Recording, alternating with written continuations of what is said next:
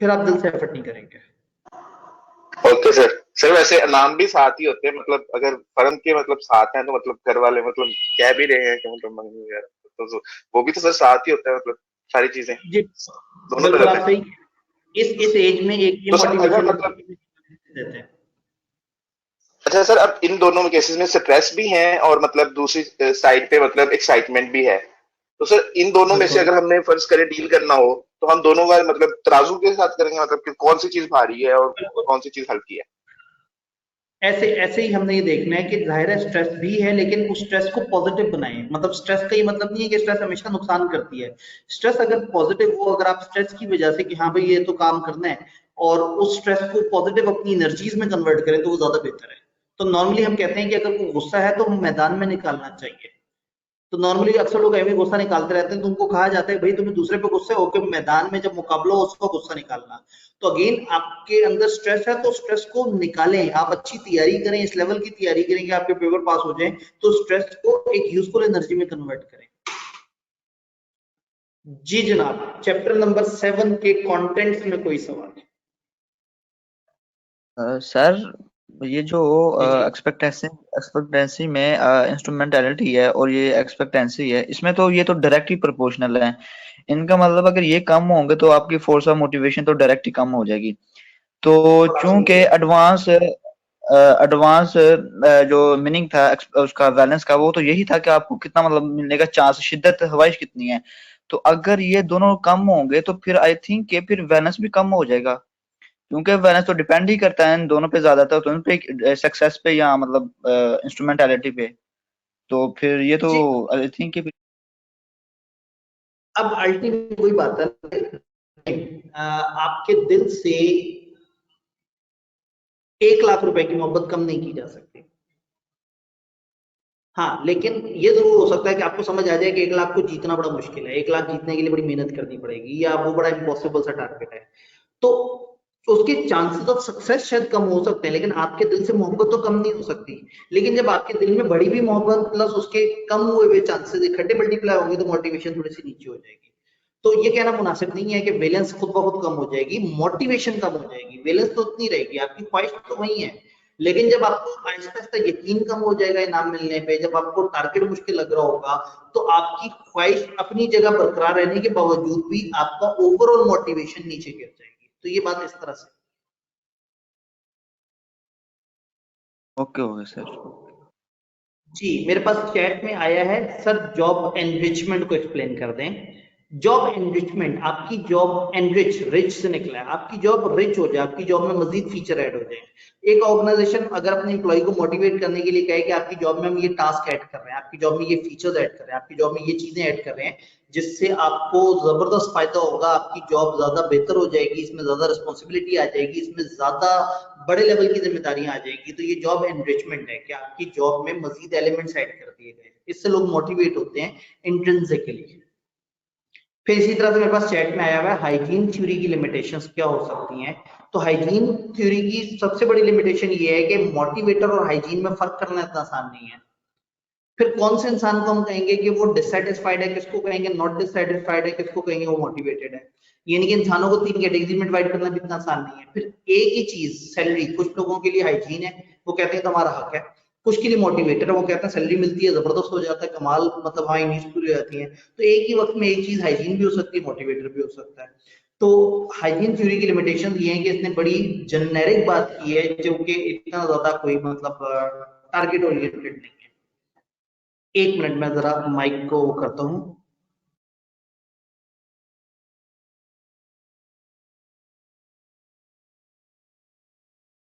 जी जनाब,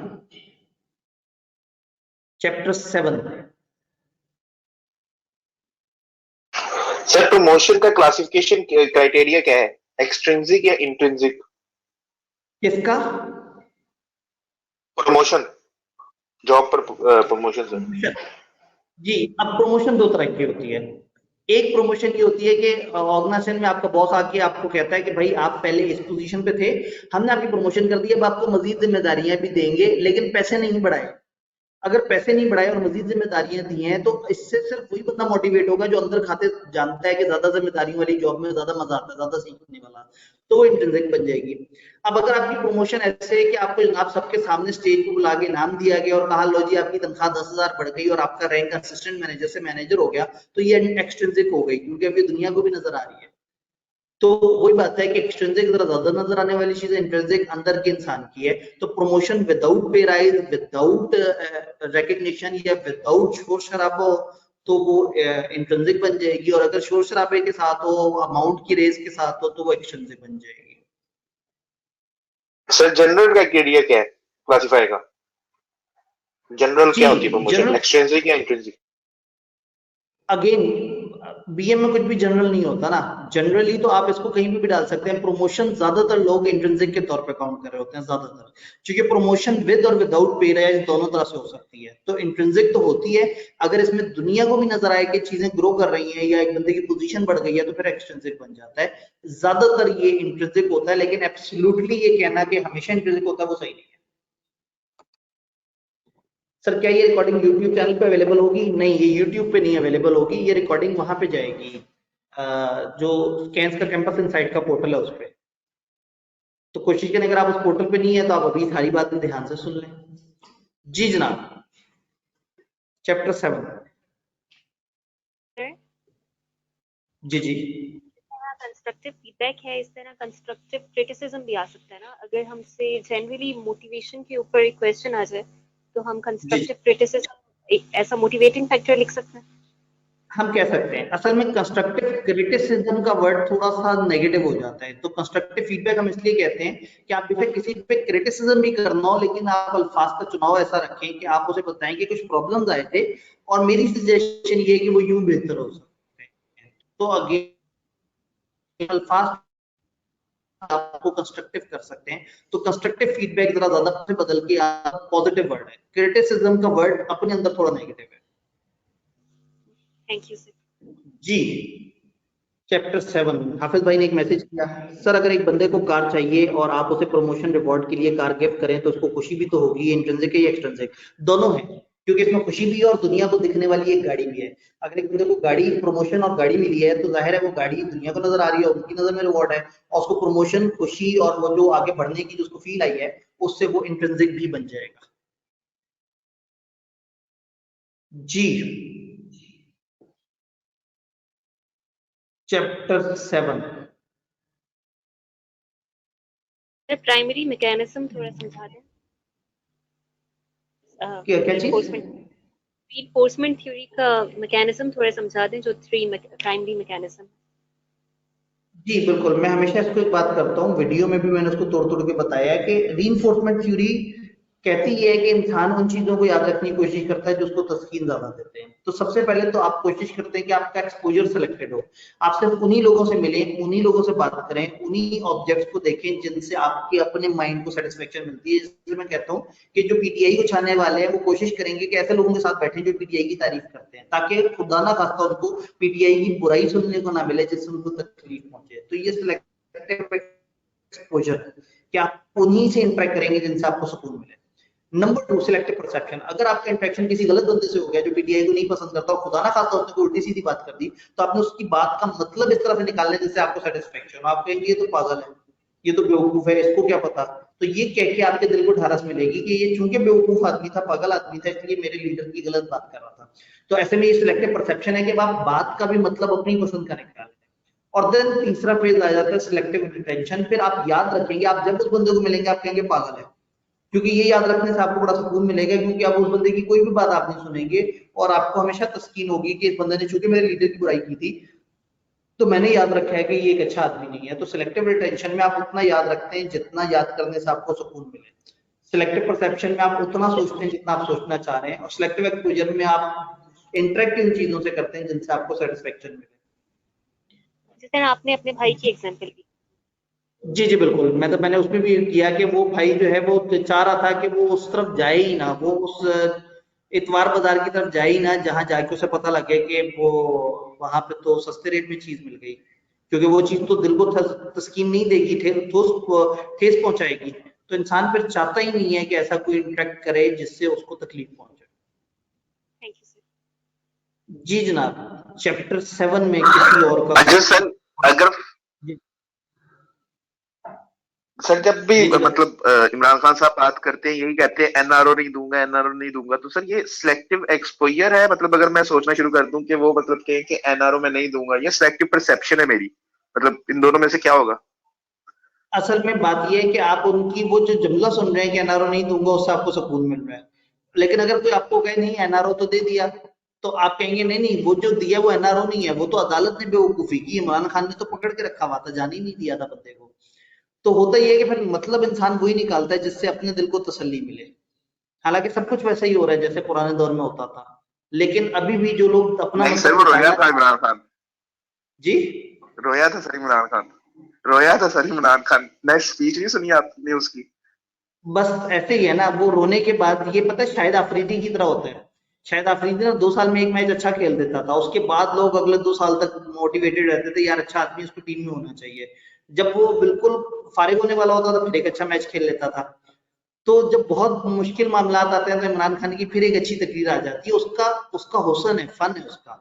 तकरीर is the best thing जो उसके पास है, मतलब वो एक बड़ा अच्छा प्रेजेंटर है, उसकी कम्युनिकेशन स्किल बड़ी अच्छी है, उसको बड़ा अच्छा फॉरेन मिनिस्टर होना चाहिए, वो बड़े अच्छे तरीके से चीजों को डील कर सकता है, डिस्कस कर सकता है। बट परफॉर्मेंस वाली साइड जो है ना अनफॉर्चुनेटली काफी माठी है, उसको लोगों से काम नहीं करवाना आता। और सिर्फ अच्छा बंदा नहीं चाहिए होता है, हमें अच्छा मैनेजर भी चाहिए होता है, उस लीडर में मैनेजमेंट के फीचर्स भी होने चाहिए, सिर्फ करिश्मा नहीं होना चाहिए, सिर्फ ऐसा नहीं कि लोग उसको देख के वाह वाह करें, उसमें काम करवाने की कैपेबिलिटी भी होनी चाहिए। यहाँ पे आके वो जो है ना वो थोड़ा सा पीछे हो जाता है। कोई बात नहीं, आहिस्ता आहिस्ता सीख जाएगा, बाकियों ने भी तो टकरे खा खा के सीखा है। जब तक हमें कोई चौथा लीडर नहीं मिलता, जब तक इबरारुल हक या जब तक यूनुस खान के वो या शायद अफरीदी नहीं आ जाता, तब तक फिलहाल गुजारा चलाते हैं जैसे है। जी इधर वापस आते हैं चैप्टर 7 में, मुझे बताइए। डन। चैप्टर 7 से सामने की ऑडियंस का कोई सवाल, एक कोई सवाल दो। सर है जी जी बताइए। Sir, distributive justice, procedural justice और इंटरनेशनल जस्टिस को एक्सप्लेन करना। जी इसमें आपने इसका लेक्चर मिस तो नहीं किया कहीं? सर सिर्फ ये स्पेसिफिक है जो मैंने अब तक किया नहीं है, बाकी सारी रिवाइज कर ली है। हाँ तो आप अगर ये लेक्चर सुनेंगी तो आपको सब समझ आ जाएगा, उससे मैंने बड़ी तसल्ली से बात की है। जल्दी से बता देता हूँ, लेकिन बहरहाल मतलब मैंने लेक्चर में बड़ा थोरोली उसको एक्सप्लेन किया है। डिस्ट्रीब्यूटिव जस्टिस का मतलब है जब डिस्ट्रीब्यूशन ऑफ रिसोर्सेज में जस्टिस हो, जो एक को मिल रहा हो वही दूसरे को भी मिल रहा हो। जब कुछ सूबों को लगेगा कि हमें पानी मिल रहा है, कुछ को लगेगा हमें पानी नहीं मिल रहा, कुछ सूबों को लगेगा कि हमारे पास हमें ज्यादा पैसा दिया जा रहा है, कुछ को कम पैसा दिया जा रहा है, तो फिर आपस में क्लैश आएगा। तो distributive justice distribution of resources में इंसाफ को कहते हैं। इंटरपर्सनल जस्टिस लोगों से डील करने की जस्टिस को कहते हैं। ये ऐसे ही है जैसे मैं जो है वो उमेर भाई सवाल पूछें, उस्मान भाई सवाल पूछें, खानी भाई सवाल पूछें, मैं फौरन से जवाब दे दूं। तलहा भाई सवाल पूछें या हसन भाई सवाल पूछें और मैं कहूँ नहीं आपको तो मैंने जवाब नहीं देना, तो इनको बुरा लगेगा कि यार सर वो बच्चे सवाल पूछ रहे हैं तो आप उनको जवाब दे रहे हैं, मैं सवाल पूछ रहा हूँ तो मुझे जवाब नहीं मिल रहा। तो इसका मतलब ये इंटरपर्सनल जस्टिस नहीं नजर आया आपको, नजर आया कि मैं कुछ को ज्यादा बात कर रहा हूँ, कुछ से कम बात कर रहा हूँ। तो मेरी इंटरपर्सनल जस्टिस नहीं है, मैं कुछ के साथ ज्यादा बायस्ड हूँ, कुछ के साथ कम बायस्ड हूँ, तो हमें नजर आएगा कि यहाँ पे जस्टिस नहीं है। इसी तरह से फिर हम बात करते हैं प्रोसीजरल जस्टिस, रूल्स में जस्टिस होना चाहिए, रूल्स एंड रेगुलेशन सबके लिए एक जैसे होने चाहिए ताकि अमीर गरीब का फर्क खत्म हो जाए। तो 3 तरह के जस्टिस हैं, बाकी लेक्चर के अंदर इसके ऊपर काफी डिस्कशन है। जी चैप्टर 7 से रिलेटेड कोई सवाल? चैप्टर 7 का सवाल 1, चैप्टर 7 का सवाल 2, 2.5, पौने सर 3। ओ है आप 3 के बाद आए हैं। चलें आखिरी सवाल है आपका, इसके अलावा मैं सवाल नहीं लूंगा, बताएं। मुझे मेरा मतलब जनरली क्वेश्चन था कि जो आप हमें किसी भी कॉन्सेप्ट की एग्जांपल देते हैं वो आप ना मतलब आउटसाइड ही देते हैं, मतलब ऑर्गेनाइजेशन से पहले आप ऑर्गेनाइजेशन की बात नहीं करते, पहले आप मतलब आम जो कॉमन एग्जांपल होती है ना हमारे से रिलेटेड, इंसानों से रिलेटेड, तो वो देते हैं। असल में ना वो बड़ी जल्दी से कंप्रीहेंड हो जाती हैं, लेकिन जो जब हम चूंकि ये मैनेजमेंट के बारे में ज्यादा, जब हम ऑर्गेनाइजेशन में जब इसको अप्लाई करते हैं ना प्रैक्टिकली, मतलब जब वो लिखा होता है तो उधर ना काफी और मतलब उधर चीजें याद नहीं रहती, उधर काफी ज्यादा उन्होंने बहुत ज्यादा लिखा होता है, लाइक बहुत मुश्किल से वर्डिंग इस्तेमाल की होती है और उसमें मसला था, और आई कैप पूछता भी वही है, मतलब उसने जो अगर हर थ्योरी के नीचे ऑर्गेनाइजेशन का उसने थीम दिया होता है, तो फिर वो आई कैप पूछता भी उस सिनेरियो से ही है। तो फिर मतलब ऑर्गेनाइजेशन में चीजें एलोकेट करके ना वो बड़ा कम्प्लेक्स कर देता है क्वेश्चन को, तो वो बड़ी प्रॉब्लम होती है। ठीक है, मैं इसमें थोड़ा सा फिनोमेना बता देता हूँ। बेसिकली हो क्या रहा है, हो ये रहा है कि रीइंफोर्समेंट थ्योरी काम कर रही है। मैं सबसे पहले, आप अगर गौर करें ना, तो मैं सबसे पहले एक चीज को आम फहम जबान में समझाता हूँ, फिर उसकी एक सादा एग्जांपल देता हूँ। जब सादा एग्जांपल से आपको कॉन्सेप्ट समझ आ जाता है, तो फिर मैं बिजनेस को बीच में लेके आता हूँ। मैस्लो को समझाते हुए पहले मैंने बात इधर उधर की बात की, फिर मैंने कहा ऑर्गेनाइजेशन मैस्लो को कैसे यूज करेंगी। इसी तरह से अब जैसे आप देखें, रोनाल्ड हेफ्ट को समझाते हुए पतंगों की एग्जांपल दी, उसके बाद कहा कि ऑर्गेनाइजेशन में क्या होगा कि आपने ऑन द बैल्कनी होना है, नए खतरात को देखना है। तो होता ये है कि आपको यार वो एग्जांपल ज्यादा रह जाती है जो कि कॉमन थी, क्योंकि वो आपको तस्कीन दे रही थी। जब बिजनेस का जिक्र होता है तो थोड़ी सी बात मुश्किल हो जाती है। तो कोशिश मेरी होती है कि पहले कॉमन एग्जांपल दी जाए, फिर उसको बिजनेस के साथ रिलेट किया जाए। अब जाहिर है बिजनेस की दुनिया की कोई सी एग्जांपल भी पेपर में दी जा सकती है कि ये, तो उस वक्त आपने ये नहीं है कि दुनिया की सारी एग्जांपल्स याद करें, आपको कॉन्सेप्ट क्लियर हो, ताकि अगर आपके सामने सवाल आए तो आप उस कॉन्सेप्ट की मदद से वहां पे आंसर कर सकें। तो आप एक दफा मैं आपको रिकमेंड करूंगा कि वो 2-3 जगह जहां आपको लगता है कि सिर्फ कॉमन एग्जांपल दिया, आप जरा जाके देखें। उस कॉमन एग्जांपल के साथ एक बिजनेस एग्जांपल भी दी होती है, लेकिन वो सेकंड लेवल पे दी होती है, पहले कॉमन एग्जांपल दी होती है ताकि आपको एक बात आम फहम जहन में समझ आ जाए। तो मैं आपको रिकमेंड करूंगा कि 3 से 4 जगह आपने जाके देखना है, और फिर मुझे फीडबैक जरूर देना है अपने ग्रुप में आके कि आपने क्या पाया। तो आपको नजर आएगा, क्योंकि रीइंफोर्समेंट है ना, आपको वो चीज ज्यादा याद है जो कि आपको इजीली समझ आ गई है। तो आप एक दफा जरा जाके 2-3 जगह रिपीट कीजिएगा, तो आपको पता लग जाएगा कि वहां बिजनेस एग्जांपल है। जी। Okay sir. सर अगर कोई क्वेश्चन होगा सब्सिक्वेंटली, मतलब तो हम वो मैं पुट कर दूंगा उधर भी देख के, तो कोई और भी होगा तो वो भी मैं कर दूंगा, तो फिर काइंडली रिप्लाई कर दीजिएगा। जी, मेरी कोशिश यही होगी। असल में जाहिर है जो लाइव सेशन है ना, उसका और तरह का पैटर्न होता है, उसमें फौरन से सवाल फौरन से जवाब होता है, तो जरा लोग चाहते हैं कि लाइव आए, जिसके लिए मैंने ये सेशन रखा है, वरना व्हाट्सएप का तो है ही। और इंशाल्लाह बस ये कल के लाइव सेशंस के बाद मेरी काफी हद तक कैफ की जिम्मेदारियां कम हो जाएगी, तो मैं व्हाट्सएप में भी जरा ज्यादा एक्टिव हो जाऊंगा। मैं व्हाट्सएप पे बहुत तेज नहीं हूँ, क्योंकि व्हाट्सएप पे एकदम से इतने सारे मैसेज आगे पीछे आते हैं, सब कुछ हिल जाता है। तो वो आप लोग जरा यंग जनरेशन है, आप लोग व्हाट्सएप के आदी हैं, और दूसरा आपके नंबर ऑफ फ्रेंड्स भी लिमिटेड होते हैं। मुझे मैसेजेस भी मतलब सैकड़ों, शायद छोटा वाटा हजारों की तादाद में आते हैं, जिस वजह से मैं व्हाट्सएप पे उतना अच्छा रिस्पॉन्स नहीं दे पाता। लेकिन मेरी कोशिश ये होगी कि मैं आगे वाले दिनों में व्हाट्सएप पे जरा ज्यादा एक्टिव रहूं, खासतौर पे जब मेरी ये फिजिकल लोड थोड़ा सा कम हुआ हुआ है। चैप्टर 7 की तरफ आते हैं। चैप्टर 7 का जब भी मैं क्लोज करने की कोशिश की, तो जनरल बात आप लोगों ने की, तो मैं 3 पे था और आप बात हो गई थी। तो चैप्टर 7 ऑनलाइन वालों का खत्म, सामने वाले हजरात चैप्टर 7 से सवाल, उन्होंने कहा जी ऑनलाइन वालों ने इतने सवाल पूछे कि हमारा क्लियर हो गया। चैप्टर नंबर 8 लीडरशिप, मैं हमेशा कहता हूँ मजलूम चैप्टर है। इस चैप्टर में आज से कुछ 3-4 अटेम्प्ट पीछे तक प्योर क्रैमिंग के सवाल आते थे। 3-4 अटेम्प्ट पीछे तक ये वाले बंदे ने क्या कहा, वो वाले बंदे ने क्या कहा, ये बता दो, वो बता दो, इस थ्योरिस्ट ने क्या कहा, उस थ्योरिस्ट ने क्या कहा। 3-4 अटेम्प्ट से मैंने नोट किया है कि वो इसमें लॉजिक लेके आना शुरू हो गए हैं, और वो लॉजिक भी इस तरह की होती है कि वो एक सिचुएशन दे देते हैं 2 या 3 बंदों की, और कहते हैं फलाना थ्योरी के मुताबिक ये 2 या 3 बंदे कौन सी कैटेगरी में तुम काउंट करोगे। तो इस वक्त रिसेंटली इसमें कुछ लॉजिकल सवाल आए हैं, तो अगर आपने पैटर्न देखना है तो पिछली 2-3 अटेम्प्ट्स में जो लॉजिकल सवाल है उनको जरूर देख लीजिएगा। जो किताब के एंड पे मॉक के तौर पे दिया हुआ है उसको भी जरूर देख लीजिएगा, ताकि आपकी एक ओवरऑल ग्रिप बन जाए। अदरवाइज पुराने जमाने में आज से 3-4 अटेम्प्ट पीछे ज्यादा क्रैमिंग बेस्ड सवाल थे, तो ज्यादा आपको इस चैप्टर में क्रैमिंग बेस्ड मिलेंगे। लेकिन रिसेंट जो ट्रेंड है वो लॉजिकल सवाल की तरफ जाता हुआ है, और उसमें भी वही जो कंपैरिजन की 2-3 सिनेरियो बताओ कौन सा बंदा बनता है, तो अंडरस्टैंडिंग क्लियर होगी तो वो आंसर अच्छा हो जाएगा। चैप्टर नंबर 8 में ऑनलाइन यूजर जो आए हुए इनका कोई सवाल।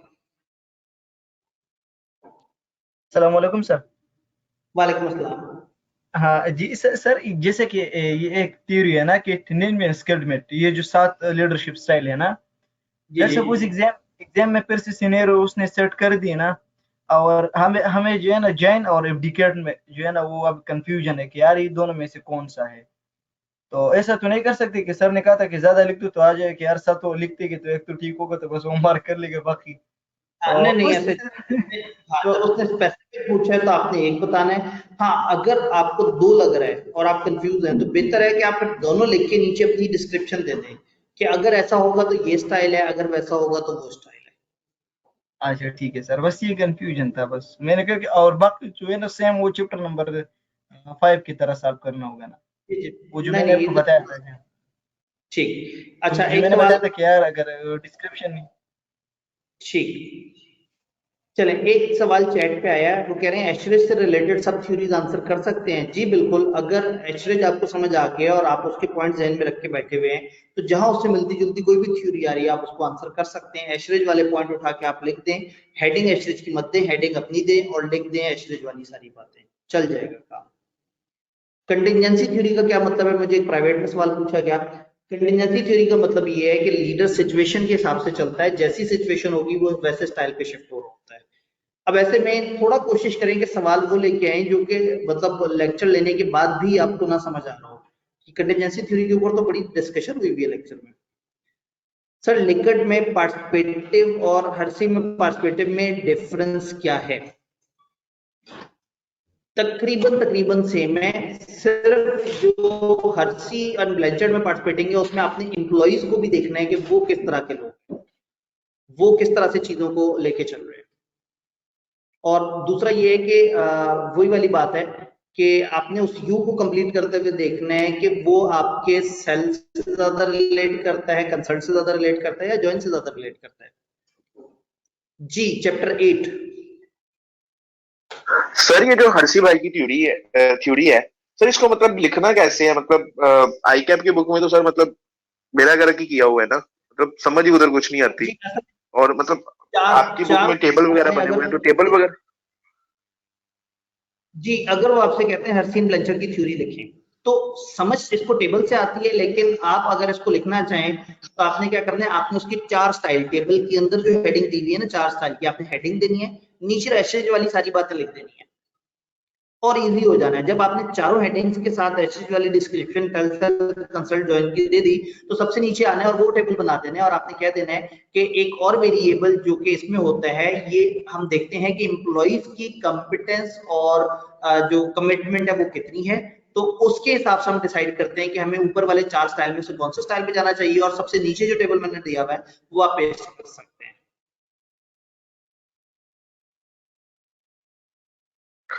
अच्छा सर, मैंने जी पहले भी आपसे ये सवाल एक पूछा था, मतलब आप जरा उसको रिपीट कर दें। ऑटोक्रेटिक और डेमोक्रेटिक डेमोक्रेटिक कह रहा हूँ, डिक्टेटर में क्या फर्क होता है? जी सिर्फ एक थ्योरिस्ट ने अल्फाज में फर्क किया, वरना नॉर्मली हम ऑटोक्रेटिक और डिक्टेटर को तकरीबन एक मानते हैं। ऑटोक्रेटिक थोड़ा सा जरा ज्यादा सख्त हम बंदे को काउंट कर लेते हैं, यानी कि वो कैटेगरी के हिसाब से। प्रॉब्लम ये है कि एशरेज ने टेल्सल कंसल्ट ज्वाइन को एक्सप्लेन किया और हमारी किताब ने बीच में ऑटोक्रेटिक वगैरह के अल्फाज को घुसा दिए। असूलन आप उसको इग्नोर करते हैं ऑटोक्रेटिक और वो जो वहां पे डिक्टेटर है, क्योंकि किसी भी थ्योरी में डिक्टेटर और ऑटोक्रेटिक का लफ्ज इकट्ठे इस्तेमाल नहीं हुआ। मतलब ऐसा नहीं हुआ कि ये डिक्टेटर स्टाइल है ये ऑटोक्रेटिक स्टाइल है। और टेल सेल कंसल्ट जॉइन में टेल सेल इस्तेमाल हुआ है, तो ऐसे में आप ऑटोक्रेटिक और डिक्टेटर दोनों के डिफरेंस को इग्नोर कर दें, क्योंकि वो हमारी किताब ने डिस्क्राइब करते हुए खामखा कंफ्यूज किया हमें। तो अदरवाइज की कोई थ्योरी का ये ऑफिशियल वर्ड नहीं है कि डिक्टेटर और ऑटोक्रेट दो अलग अलग लफ्ज हो। हाँ, ऑटोक्रेटिक, डेमोक्रेटिक और लेसेस फेयर ये जरूर ऑफिशियल वर्ड है, बट उस थ्योरी में डिक्टेटर कहीं पे भी नहीं लिखा हुआ। अच्छा सर, ये याद करने की जरूरत है कि किसने किसको इम्पोर्टेंस दी है। लाइक अगर हम बात करें उसकी एशरीज की, तो सर उसने कंसल्ट को कहा है, हाँ लिकट ने पार्टिसिपेटिव को जी, कहा है। अगर कोई थ्योरी आपसे पूछी जाए तो दिस इज गुड कि गिनती के 2-3 जगह पे आपको नजर आएगा कि उन्होंने किसी एक स्टाइल को दूसरे के ऊपर ज्यादा प्रेफर किया है। जैसे कि अगर हम लिपिट एंड वाइट की बात करें तो उन्होंने डेमोक्रेटिक को सबसे बेहतर कहा है। तो ऐसे में 2-3 जगह ही ऐसा है, आप याद कर लें, उसमें कोई हर्ज नहीं है, अच्छी बात है।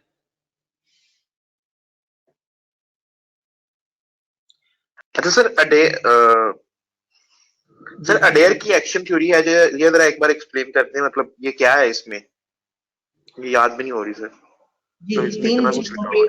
मतलब हम ये कहते हैं कि leader is action centred. Leader जो है वो ध्यान रख रहा होता है सारी चीजों पे। लीडर टास्क पे भी ध्यान रखता है, ग्रुप पे भी ध्यान रखता है और इंडिविजुअल्स पे भी ध्यान रखता है। तो टास्क पे ध्यान देते हुए जो फीचर है वो लिखे हुए हैं, ग्रुप पे ध्यान देते हुए जो फीचर है वो लिखे हुए हैं और इंडिविजुअल पे ध्यान देते हुए जो फीचर है वो लिखे हुए हैं। तो इसकी बेसिकली थ्योरी ये है कि इसने एक्शन सेंटर्ड लीडरशिप करनी है। इसने देखना है कि मुझे किस चीज पे ज्यादा फोकस करना है और उसी चीज को प्रॉपर तरीके से फोकस करना है। देन 50-50 रूल आपने इसमें एक्सप्लेन कर देना है कि इसने ये बताने की कोशिश की है कि जो मर्जी कोशिश कर ले, जब तक लीडर जितनी मर्जी कोशिश कर ले, जब तक सबऑर्डिनेट अपने आप को मोटिवेट नहीं कर रहा तब तक जो है वो चीज नहीं बढ़ेगी।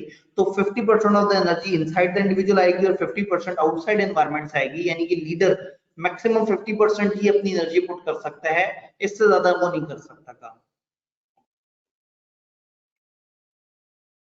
Thank you sir. जी, चैप्टर 7 से रिलेटेड कुछ उसमें भी टेक्स्ट में भी सवाल आए हुए हैं। सर अगर जनरल क्वेश्चन आ जाए लीडरशिप एंड मैनेजमेंट के डिफरेंस का, तो चैप्टर 7 के पर्सपेक्टिव से आंसर ड्राफ्ट करेंगे चैप्टर 1 के? चैप्टर 8 के पर्सपेक्टिव से आंसर करें, क्योंकि लीडर और मैनेजमेंट का यहाँ बहुत अच्छी तरीके से फर्क बताया हुआ है। वो जो 2 थियरीज एंड पे दी हुई हैं, तो आप चैप्टर 8 के कॉन्टेक्स्ट में आंसर करें। सर वॉरेन बेनेट में 2 कोटेशन याद तो नहीं करनी? नहीं, उनको बिल्कुल भी याद नहीं करना, वो सिर्फ बस जरा ऐसे ही जरा माहौल बनाने के लिए लिखी हुई है। भाई ने मैसेज किया, उन्होंने कहा सर इनविक्टस वो मूवी है जो लीडरशिप और मैनेजमेंट के बारे में है। इनविक्टस, ठीक है जी। और कोई चैट में सवाल? ठीक हो गया जी, बताइए चैप्टर नंबर 8 में सवाल ऑनलाइन यूजर्स।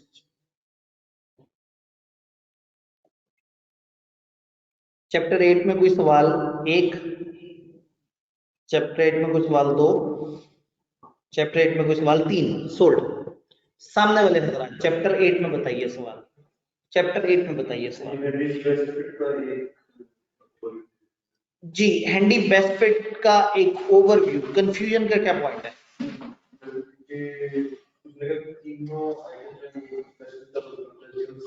तीनों सेम साइड पे आने चाहिए। तो मैं ये कहता हूं कि 2 चीजें, 2 एक्सट्रीम है, एक टाइट और एक फ्लेक्सिबल। टास्क अगर बड़ा बोरिंग सा है, रेपिटेटिव टाइप का है, सबऑर्डिनेट भी बड़े बोरिंग से हैं और वो चाहते हैं कि हमें हुक्म दिया जाए, हमें सिखाया जाए, थ्योरी एक्स टाइप वाले हैं, तो आपको भी डिक्टेटर स्टाइल की तरफ चले जाना चाहिए, आपको भी इस तरफ आ जाना चाहिए। और अगर टास्क बड़ा फ्लेक्सिबल है, सीखने वाला है, सबऑर्डिनेट भी बड़े ज्यादा क्रिएटिव हैं, सीखना चाहते हैं, तो फिर आपको डेमोक्रेटिक यानी कि फ्लेक्सिबल साइड पे चले जाना चाहिए। तो हम ये कहते हैं कि टास्क और सबऑर्डिनेट्स की कैटेगरी को देख के आप डिसाइड करें कि आपने लेफ्ट साइड पे जाना है या राइट साइड पे जाना है। जी बिल्कुल बिल्कुल, वो वाली बात लिख सकते हैं जी, चैप्टर 8 से रिलेटेड। ठीक है, सामने के हाथ लिंक के सवाल हो गए, ऑनलाइन हमने काउंट डाउन कर लिया था। चैप्टर 9 के ऑनलाइन सवाल।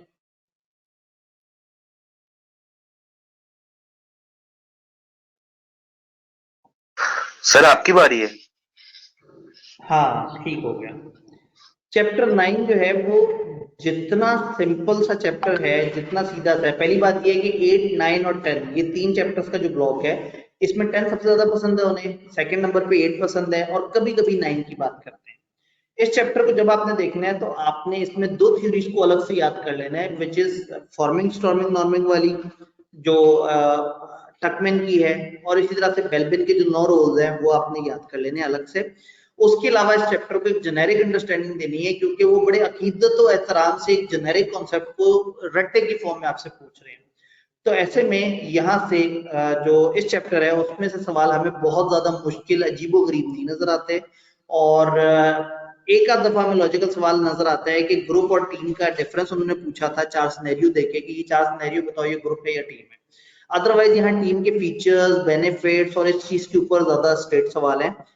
जो बेल्बिन है वहां से लॉजिकल सवाल हम एक्सपेक्ट कर सकते हैं, लेकिन पास पेपर्स में हमें कोई बहुत तूफानी सवाल नजर नहीं आ रहे उस तरह से। तो ऐसे में ये चैप्टर थोड़ी सी कम इंपॉर्टेंस रखता है बाकी 2 अपने भाइयों की निस्बत।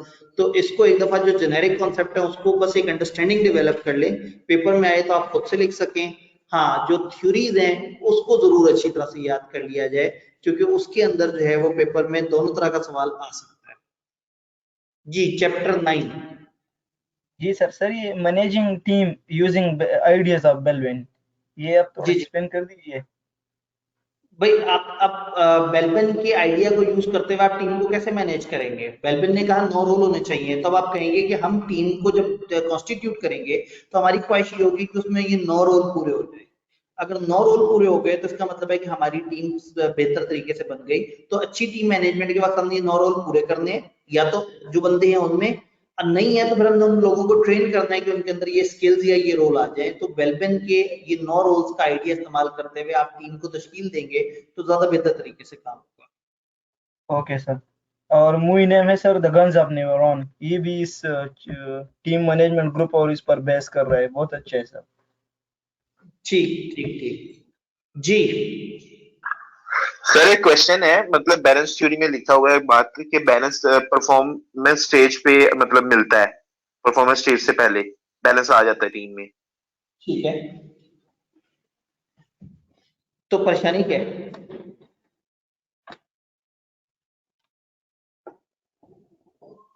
हेलो, जी जी, क्या परेशानी है? मतलब सवाल नहीं समझ आया आपका मुझे।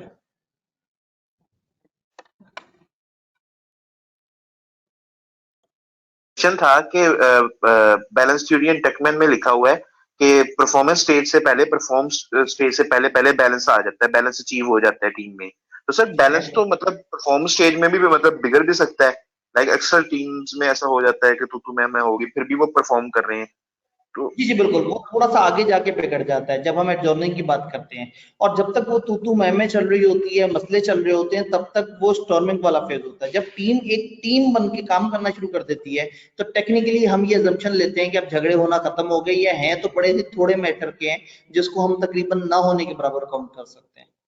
तो इसलिए नॉर्मिंग में बैलेंस आ जाता है और उसकी वजह से ही टीम परफॉर्म करना शुरू कर देती है।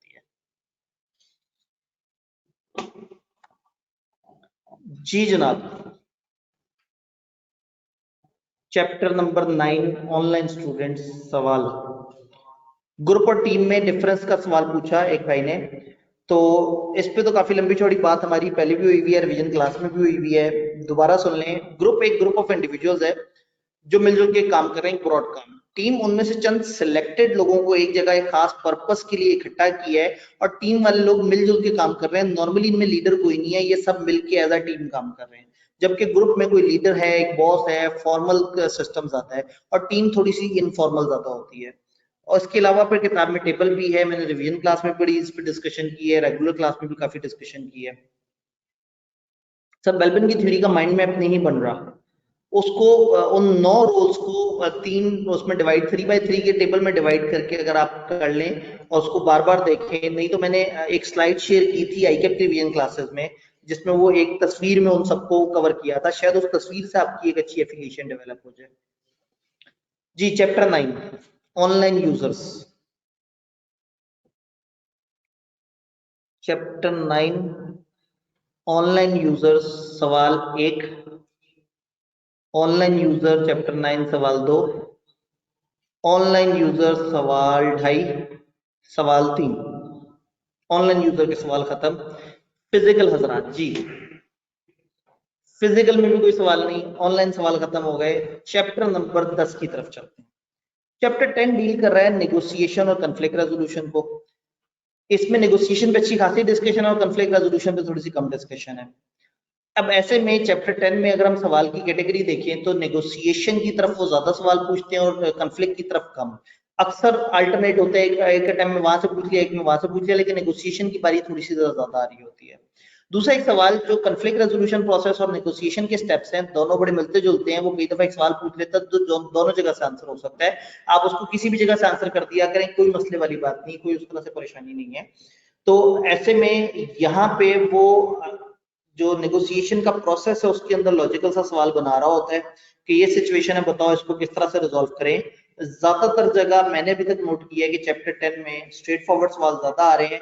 हाँ, जो टेक्टिक्स हैं आपकी नेगोशिएशन की, उसके ऊपर बड़ा लॉजिकल सा सिनेरियो बन सकता है अगर वो बनाना चाहें, तो आपको हमेशा रेडी रहना होगा उस चीज के लिए कि उसमें लॉजिकल सवाल आ सकता है। बाकी कन्फ्लिक्ट कंस्ट्रक्टिव होता है या डिस्ट्रक्टिव होता है, इस चीज को भी सिनेरियो में प्रेजेंट किया जा सकता है। तो चैप्टर नंबर 10 से रिलेटेड मुझे बताइए सवाल। अस्सलाम वालेकुम। वालेकुम सलाम ये जी। यासर भाई, यासर भाई।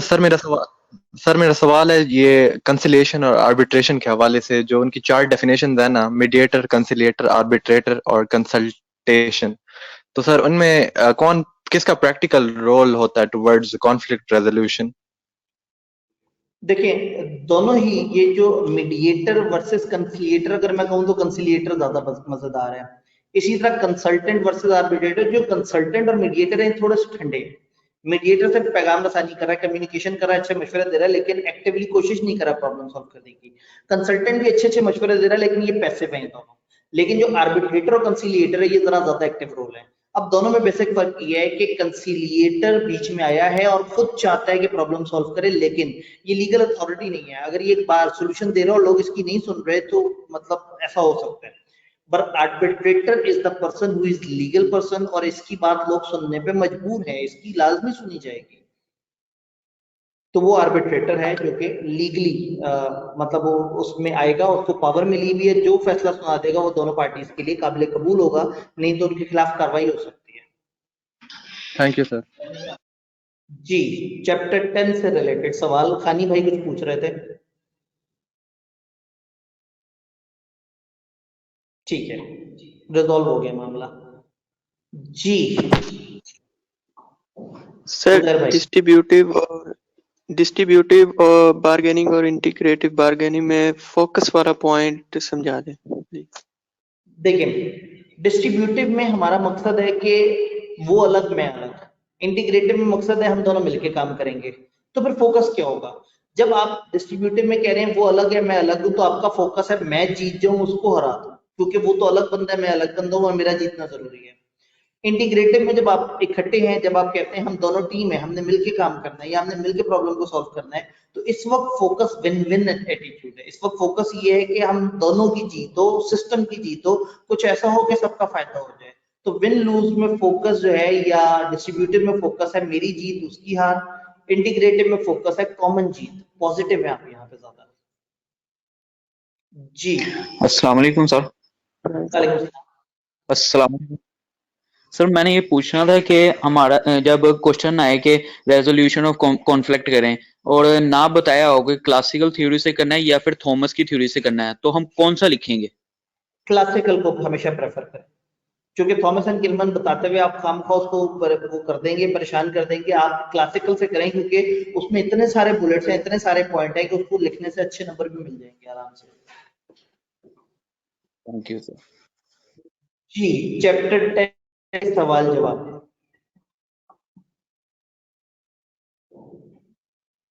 चैप्टर 10 का ऑनलाइन सवाल, चैप्टर 10 का ऑनलाइन सवाल 1, चैप्टर 10 का ऑनलाइन सवाल 2, चैप्टर 10 का ऑनलाइन सवाल 3 सोल्ड। सामने वाले सवाल चैप्टर 10, चैप्टर 10 ऑर्डर। चैप्टर 11 की तरफ चलते हैं।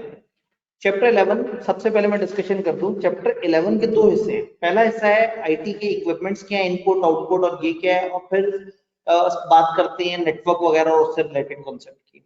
जो दूसरा पोर्शन है उसमें हम नॉर्मली बात करते हैं सिस्टम्स की, ये वाला सिस्टम, वो वाला सिस्टम, ये वाला सिस्टम, वो वाला सिस्टम। 10 सिस्टम है और इधर से बहुत सारे कॉन्सेप्ट्स हैं। पेपर में अगर मैं देखूं तो कॉमनली मैं देखता हूं कि पेपर में 2 सवाल आते हैं, उसके सारे पार्ट्स इसी चैप्टर से आंसर हो रहे होते हैं। एक सवाल नॉर्मली होता है पहले वाले पोर्शन से, जिसमें कंप्यूटर कॉन्सेप्ट पूछे होते हैं, और उसमें भी स्टोरेज डिवाइस और उससे आगे जरा ज्यादा है इनपुट आउटपुट, और ये चीजें बहुत बेसिक लग रही होती है एग्जामिनर को। और दूसरा सवाल कॉमनली होता है कि वो कोई एक सिस्टम, उसके फीचर पूछ लेते हैं, और कभी कभी 2 सिस्टम्स के बारे में पूछ लेते हैं। रिसेंट एक आध अटेम्प्ट में ऐसा हुआ था कि दोनों सवाल उन्होंने सिस्टम्स के बारे में पूछे थे। अदरवाइज आईक्यूब का ट्रेंड ये है कि एक सवाल पहले वाले एरिया से आ गया, दूसरा सवाल दूसरे वाले एरिया से आ गया। और अभी तक मैं क्लासिफाई कर सकता हूं, जब से ये पेपर पैदा हुआ है तब से लेके आज तक एक दफा सिर्फ एक लॉजिकल सवाल पूछा था उन्होंने, जब उन्होंने इंटीग्रेटिव सिस्टम के अंदर बहुत सारी साइंस को की थी। और किताब में पहले इंटीग्रेटिव सिस्टम की डिस्कशन काफी ज्यादा होती थी, जो कि अब उतनी ज्यादा नहीं है। तो वो सवाल का सॉल्यूशन शायद आप लोगों को ना समझ आ रहा हो, क्योंकि वो चीज अब करंट किताब में आंसरेबल नहीं है। अदरवाइज चैप्टर 11 को मैं कह सकता हूं कि ये 98.76% फ्रेमिंग बेस्ड सवाल आते हैं यहाँ से। तो चैप्टर नंबर 11 में मुझे बताइए सवाल, परेशानी, confusion, tension online users, chapter 11।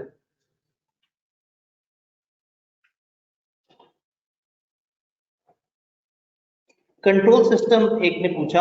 Control system basically वो सिस्टम्स हैं जी खानी भाई, आपके मैसेज का जवाब है हाँ जी। कंट्रोल सिस्टम्स के बारे में हमारे पास सवाल आया। सवाल ये है कि कंट्रोल सिस्टम क्या है। अब कंट्रोल सिस्टम्स की जब हम बात करें तो ये बेसिकली वो सिस्टम है जो खुदकार तरीके से काम कर रहे हैं। हम इन सिस्टम्स को बता देते हैं कि आपने बाहर की दुनिया या अंदर की दुनिया से एक फीडबैक लेना है और उस फीडबैक के मुताबिक आपने खुद से काम करना है। तो बेसिकली वो सिस्टम जो कि इनपुट लेता है अपने अंदर के सिस्टम से या बाहर के सिस्टम से, ये डिपेंड करता है ओपन लूप कंट्रोल है या क्लोज लूप है। ओपन लूप है तो बाहर से फीडबैक लेगा, क्लोज लूप है तो अंदर से फीडबैक लेगा और उसके मुताबिक रिएक्ट करता है, तो ये कंट्रोल सिस्टम कहलाता है। पुराने जमाने में कंट्रोल सिस्टम और उसकी टाइप्स होती थी, अब किताब में हमारे उसकी टाइप्स नहीं है। Open system, close system, deterministic, cybernetic, ये सिस्टम होते थे सिलेबस में, अब वो चीज नहीं है। जी चैप्टर 11 में किसी भाई किसी बहन का कोई सवाल? सर इसमें ये जो कंट्रोल सिस्टम है इसमें उसने बड़ा अजीब से क्वेश्चन दिया हुआ था, वो वॉशिंग मशीन वाला और ट्रैफिक सिग्नल वाला, और वो बिल्कुल। मतलब बड़ा अजीब सा था, उसमें नहीं समझ लग रही। मतलब मैं तो जो गैस लगाए थे, ये देखे जो क्लोज होता है वो बाहर नहीं देखता और जो ओपन होता है वो बाहर देखता है, तो इसके बिल्कुल। मुताबिक तो ऑपोजिट ही है तकरीबन ये सारा कुछ। वो तो हाँ उधर अगर मैं जी जी, बिल्कुल। अब असल में यही है कि क्लोज अगर लूप और ओपन लूप। जी जी उधर बताएं। लिखा हुआ कि वो टाइम जो टाइमर वॉशिंग मशीन होती है वो रन कर रही है एक स्पेसिफिक टाइम के लिए, तो वो क्या बता दें। तो ये तो मतलब क्लोज है ना, ये बाहर तो नहीं देखेगी, ये तो अपने अंदर ही देखेगी। बिल्कुल। तो उन्होंने पीछे कुछ और लिखा हुआ, उन्होंने ओपन लिखा हुआ इसको। अब अगेन, अगर एक वॉशिंग मशीन चल रही है और हम उसको खुद से बंद करते हैं तो ये ओपन लूप कंट्रोल है कि जो यूजर है वो जब उसका दिल कर रहा है उसे बंद कर रहा है, तो उसका मतलब वॉशिंग मशीन को बाहर की दुनिया से फीडबैक मिल रहा है। और अगर हम वॉशिंग मशीन में एक टाइमर लगाया हो या वॉशिंग मशीन को हमेशा पता हो कि उसने जब भी कपड़े धोने हैं तो उसने 2 मिनट बाद खुद से बंद हो जाना है, तो ये क्लोज लूप होगा। तो सवाल क्लियर नहीं था जिसकी वजह से जवाब क्लियर नहीं था। अगर वो सवाल में बताता है कि वॉशिंग मशीन की फंक्शन, अब वॉशिंग मशीन भी कई तरह की है ना। अब वॉशिंग मशीन कुछ ऐसी हैं जिसको हमारे इनपुट की जरूरत है और कुछ वॉशिंग मशीन ऐसी हैं जो खुदकार तरीके से काम करती हैं। तो जो सादा वॉशिंग मशीन है जिसमें आप कपड़े डाल के धो रहे हैं और बटन दबा के उसको गोला चला रहे हैं और दोबारा बटन रोक के उसको रोक रहे हैं, तो ये तो ओपन लूप कंट्रोल है। अब हो सकता है एग्जामिनर थोड़े सा पुराने दौर का हो या जिसने सॉल्यूशन बनाया है तो उसने अपने जमाने की वॉशिंग मशीन सोच के उसको ओपन लूप कंट्रोल कहते हो। तो ऐसे में पेपर में जब इस तरह का सवाल आए, आपने डिस्क्रिप्शन, आपने कहना वॉशिंग मशीन का ये फीचर है और ये खुद ही चूंकि चल रही है और इसमें बाहर की दुनिया से इनपुट नहीं दे रही, दैट्स व्हाई हम इसको क्लोज लूप कंट्रोल कह रहे हैं। तो जब आप रीजन देके आंसर देंगे तो मैंने आपको बताया कि आंसर्स एक से ज्यादा उनके पास मौजूद होते हैं, अच्छी रीजन आप देते हैं बात बन जाती है आपकी। Okay sir. जी ठीक। चैप्टर 11 ऑनलाइन यूजर्स में कोई सवाल? चैप्टर 11 का सवाल ऑनलाइन यूजर्स, चैप्टर 11 का सवाल 1, चैप्टर सर 11 का सवाल 2। EIS में ये जो एग्जेक्टिव इंफॉर्मेशन सिस्टम होता है, ये तो मतलब एग्जेक्टिव इस्तेमाल करते हैं, अपर लेवल के स्ट्रेटेजिक मतलब अपेक्स होते हैं वो इस्तेमाल करते हैं। जो वो है ERP है, उसका मतलब थोड़ा सा बता दें, वो क्या करता है। ईआरपी इस्तेमाल करते हैं। असल में ईआरपी में ऑपरेशनल लेवल के लोगों के लिए एंट्री करने के लिए भी मॉड्यूल्स बने हुए होते हैं। मैनेजर्स के लिए भी सामने स्क्रीन होती है, मुख्तलिफ ग्राफ चार्ट्स होते हैं, ओनर्स को भी रिपोर्ट जारी होती है। मैंने आपको बताया था इन 5 सिस्टम्स के यूज हैं इन सारे सिस्टम में। तो आपका टीपीएस, एमआईएस, टीएसएस और ये सारे चीजों को कलेक्टिवली ईआरपी में डील करते हैं। तो ईआरपी सबसे बड़ा सिस्टम है जिसमें हर मॉड्यूल है, चार, फाइनेंस, मार्केटिंग, ऑर्डर्स, क्लाइंट्स, ये सारी चीजों की मैनेजमेंट है। तो यूं समझे कि ईआरपी के अंदर एग्जेक्टिव्स के लिए भी अपने मेन्यूज है, वो वहां पे काम करेंगे, मैनेजर्स के लिए भी अपने मेन्यूज है और इवन ऑपरेशनल लेवल के लोगों के लिए भी अपने मेन्यू है। तो ईआरपी इन सबका एक बड़ा कंप्रीहेंसिव मिक्सचर। जी ओके जनाब। Okay sir. सर ये जो इंटीग्रेटेड आईटी है, ये उसने लिखा हुआ कि ये डिफरेंट फंक्शन को टुगेदर करती है, और जो ERP है उसने लिखा हुआ जो इंटीग्रेटेड होते हैं उनको वो कलेक्ट करता है। ये तो समझ लग गई ERP के, चले ये तो सबको करता है। तो ये इंटीग्रेटेड का मतलब आपने कुछ एग्जांपल दी थी कोई डिपार्टमेंट वगैरह की, जैसे कंप्यूटर कनेक्टेड होते हैं। बिल्कुल। तो ऐसे ही है, जैसे देखिए एक ऑर्गेनाइजेशन में अगर उसका सारा ऑर्डर प्रोसेसिंग सिस्टम इकट्ठा हो, पूरे पाकिस्तान में एक ही हो, जहां मर्जी ऑर्डर करें सेम जगह अपडेट हो जाता हो, तो मैं कहूंगा बड़ा इंटीग्रेटेड ऑर्डर प्रोसेसिंग सिस्टम है।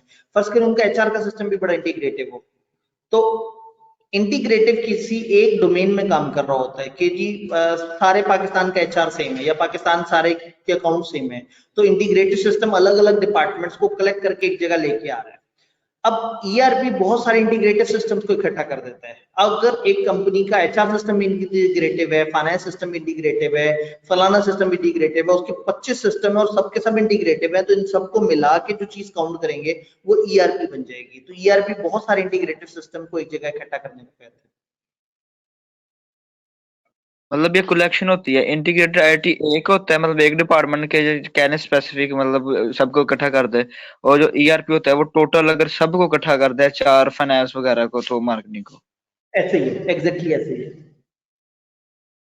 ओके सर, शुक्रिया जी। चैप्टर 11 का ऑनलाइन स्टूडेंट्स का सवाल 1, ऑनलाइन स्टूडेंट का सवाल 2, ऑनलाइन स्टूडेंट का सवाल 3 सोल्ड।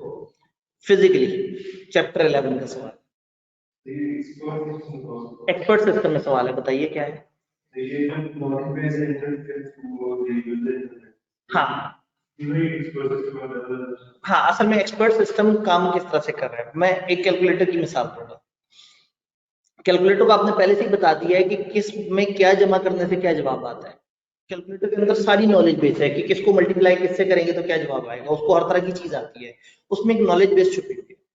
अब एक उसका इंटरफेस है जो आपके सामने है, आपने चंद बटन दबाने हैं, आपने इनपुट देना है, तो जब आप चंद बटन दबा के इनपुट देंगे तो वो आपको एक आउटपुट जनरेट करके देगा। ये सब क्यों कर रहा है, क्योंकि उसके पीछे एक नॉलेज बेस है। तो नॉलेज बेस है वो जो आपने उसको पहले से सिखा दिया है, इंटरफेस है जो आपको सामने से नजर आ रहा है, और उसकी बेस पे वो जो डिसीजन ले रहा है, वो जो उसकी कैलकुलेशन है, मल्टीप्लिकेशन, वो भी उसमें शामिल है। ये तो कैलकुलेटर की एग्जांपल हो गई। चेस, कंप्यूटर की चेस गेम बनाई हुई है किसी ने, अब जिसने गेम बनाई है उसने उसके अंदर सारी मूव्स डिफाइन कर दी हैं। अब आपके सामने एक इंटरफेस है कि चेस की गेम है जो 3D सा बोर्ड बना हुआ है, आपने माउस से ऐसे करके अपना मोहरा सिलेक्ट किया, जैसे ही आपने सिलेक्ट किया आपने जो हरकत की वो इंटरफेस है, आपके सामने इंटरफेस नजर आ रहा है। आपने जो मूव की, अब पीछे उसके पास हजारों मूव स्टोर पड़ी हुई है, वो आपकी मूव देखेगा, पीछे जाके हजारों मूव्स देखेगा और कंपेयर करेगा कि मुझे इस वक्त उनमें से कौन सी मूव उठा के यहाँ पे डालनी है। तो बेसिकली ये तीन चीजें बीच में आ गई, एक नॉलेज बेस है जो अंदर सेव हुआ हुआ डाटा, एक इंटरफेस है जो यूजर को कर रहा है, और एक दरमियान में वर्कर है जो कि उस नॉलेज बेस में से देख रहा है कि मुझे इस वक्त कौन सा एक्शन एग्जीक्यूट करना है, मैंने इस वक्त कौन सा काम करना है, उन हजारों मूव्स में से इस वक्त मुझे कौन सी मूव करनी है। इवन वो ये भी सोचेगा कि अगर मॉड इजी है तो उन मूव्स में से आसान वाली मूव करेगा, अगर मॉड हार्ड है तो वो मूव करेगा जो आपके लिए मुश्किल हो जाए। तो ये इस तरह से काम कर रहा है जी। चैप्टर 11 से रिलेटेड और डन। चैप्टर नंबर 1, चैप्टर 1 जो है वो मैनेजमेंट के प्रिंसिपल्स की बात कर रहा है। इसमें मैनेजमेंट की स्किल्स की बात भी है, इसमें 11 थेरीज हैं और इसमें ऑपरेशनल रिसर्च है। ऑपरेशनल रिसर्च एक बड़ा वाहियात सा टॉपिक है, लेकिन मैंने उसको लेक्चर में भी और वैसे भी आपको बताया था कि चूंकि बड़ा कम लिखा हुआ है और मैंने उसका मतलब आपको समझाने की कोशिश की थी, तो इसमें थोड़ा सा प्रॉब्लम ये आती है कि लोग परेशान हो जाते हैं कि इसका मतलब क्या है, क्योंकि किताब ने थोड़ी सी डिस्क्रिप्शन दी है। डिस्क्रिप्शन उतनी ही ज़हन में रखनी है जितनी किताब ने दी है, लेकिन लॉजिक वो ज़हन में रखनी है जो मैंने लेक्चर में आपको समझाई है, ताकि अगर पेपर में सिचुएशन आ जाए, ये सिचुएशन बताओ उनमें से कौन सा है, तो आप उसको हाईलाइट कर सकें। तो इसमें ज्यादातर जो थ्योरीज हैं उसमें से क्रैमिंग बेस्ड सवाल आ रहा है, लेकिन जो स्किल्स हैं, टाइम मैनेजमेंट की स्किल्स, स्ट्रेस मैनेजमेंट या इस तरह की कोई चीज, एंड ऑपरेशनल रिसर्च, यहाँ से थोड़ा लॉजिकल सवाल आ रहा है। तो चैप्टर 1 एक अच्छे नंबर देने वाला हमारी किताब का वो चैप्टर जिसमें सबसे ज्यादा नंबर के सवाल आते हैं आफ्टर चैप्टर 11, क्योंकि उसमें से वो तो पूरा यूनिट है ना, वो चैप्टर नंबर 1 है। तो चैप्टर नंबर 1 में मुझे बताइए सवाल क्या है।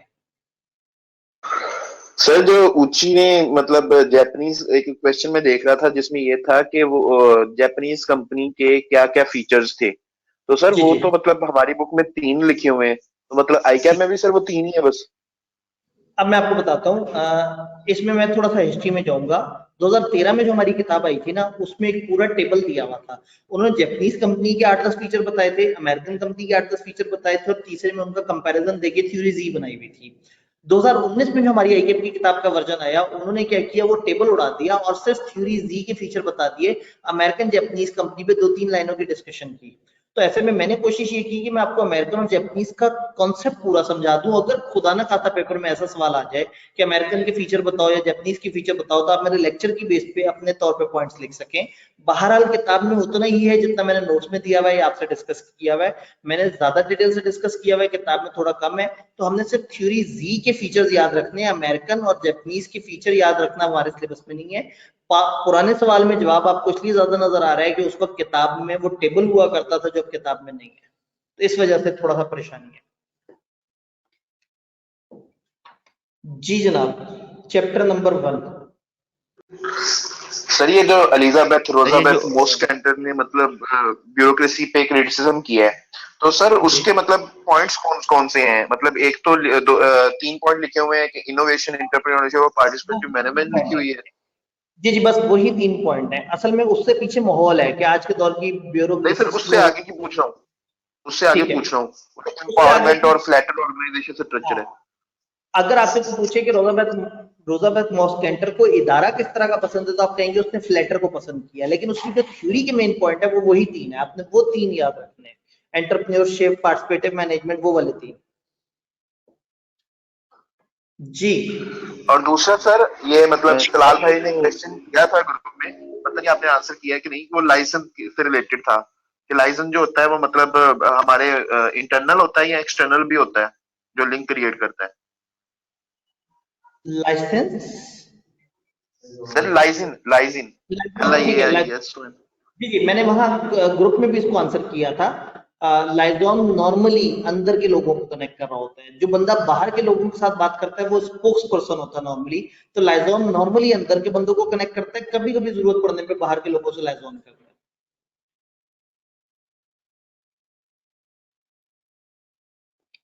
जी जनाब, chapter number 1। Sir chapter operation research में क्वेश्चन है कि बताएं। सर जो नेटवर्क एनालिसिस होता है, नेटवर्क में हम जो करते हैं मैप शैप बनाते हैं सारा कुछ ताकि क्रिटिकल पाथ नजर आ जाए। तो क्वेश्चन आया था अगर हमने कंपोनेंट बनाया लेकिन वो एक विजुअल रिप्रेजेंटेशन उसको उनके किया कि विजुअल मतलब एक सिस्टम था किया उसमें मैप बनाया है, तो ये मतलब उन्होंने इसका आंसर लिखा हुआ था कि ये सिमुलेशन है।